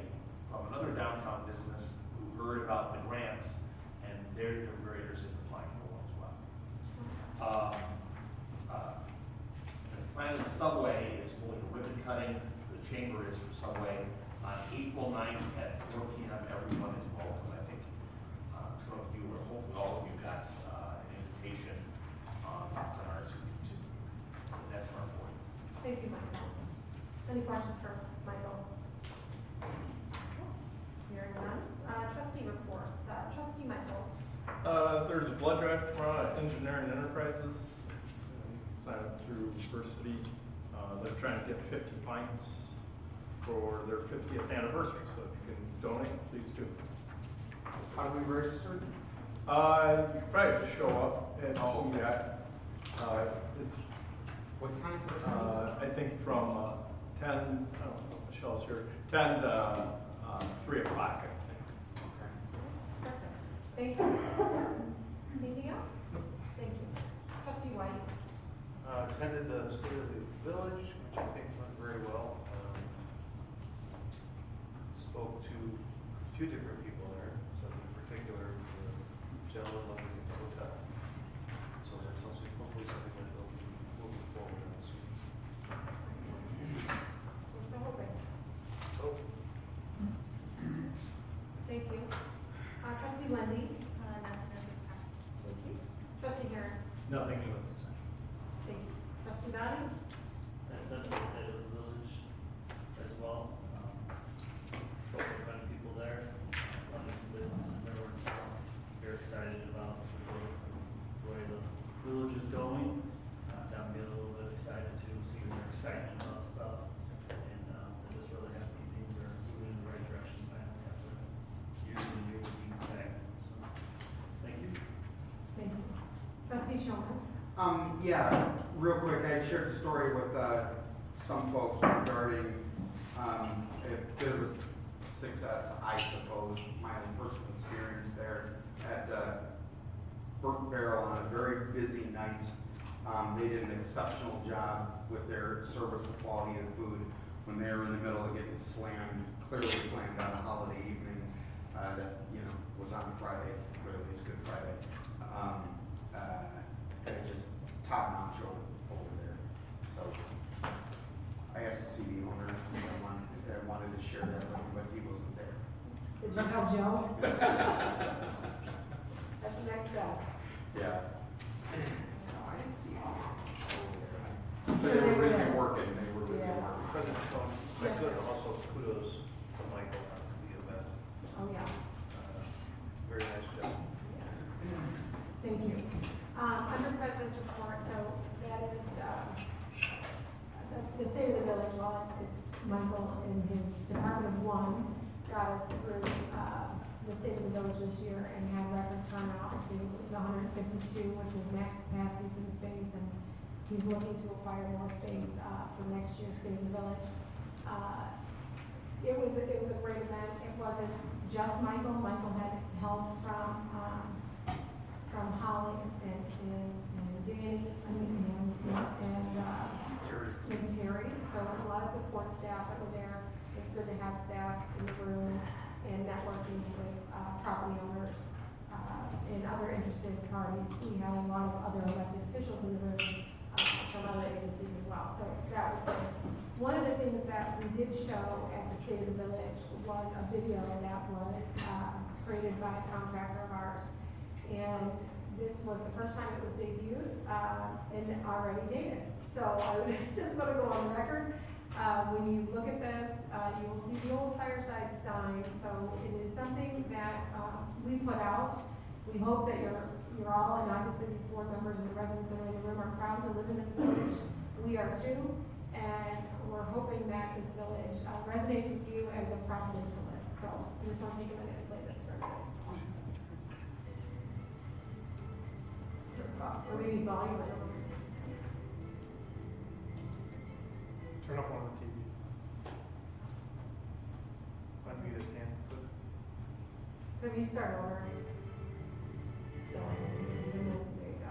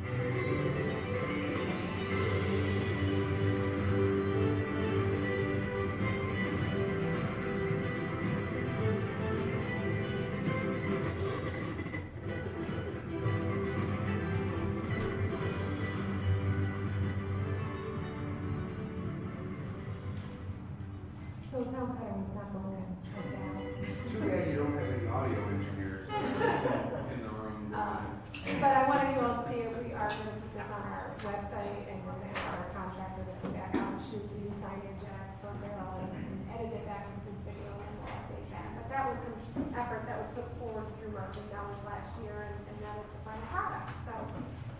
Like you said, I already spoke about, the April 9th event that I'll be attending, and, so that's all I have for this evening. Motion to adjourn. Motion, second? Second. And first, out of trustee White, and the second, out of trustee Shomis. Trustee White. Roll call. Sorry, I was debating whether to abstain or. Aye. Trustee Shomis. Aye. Trustee Michaels. Aye. Trustee Lundy. Aye. Trustee Herring. Aye. Trustee Vine. Thank you, motion carries 6-0. Good night, everyone.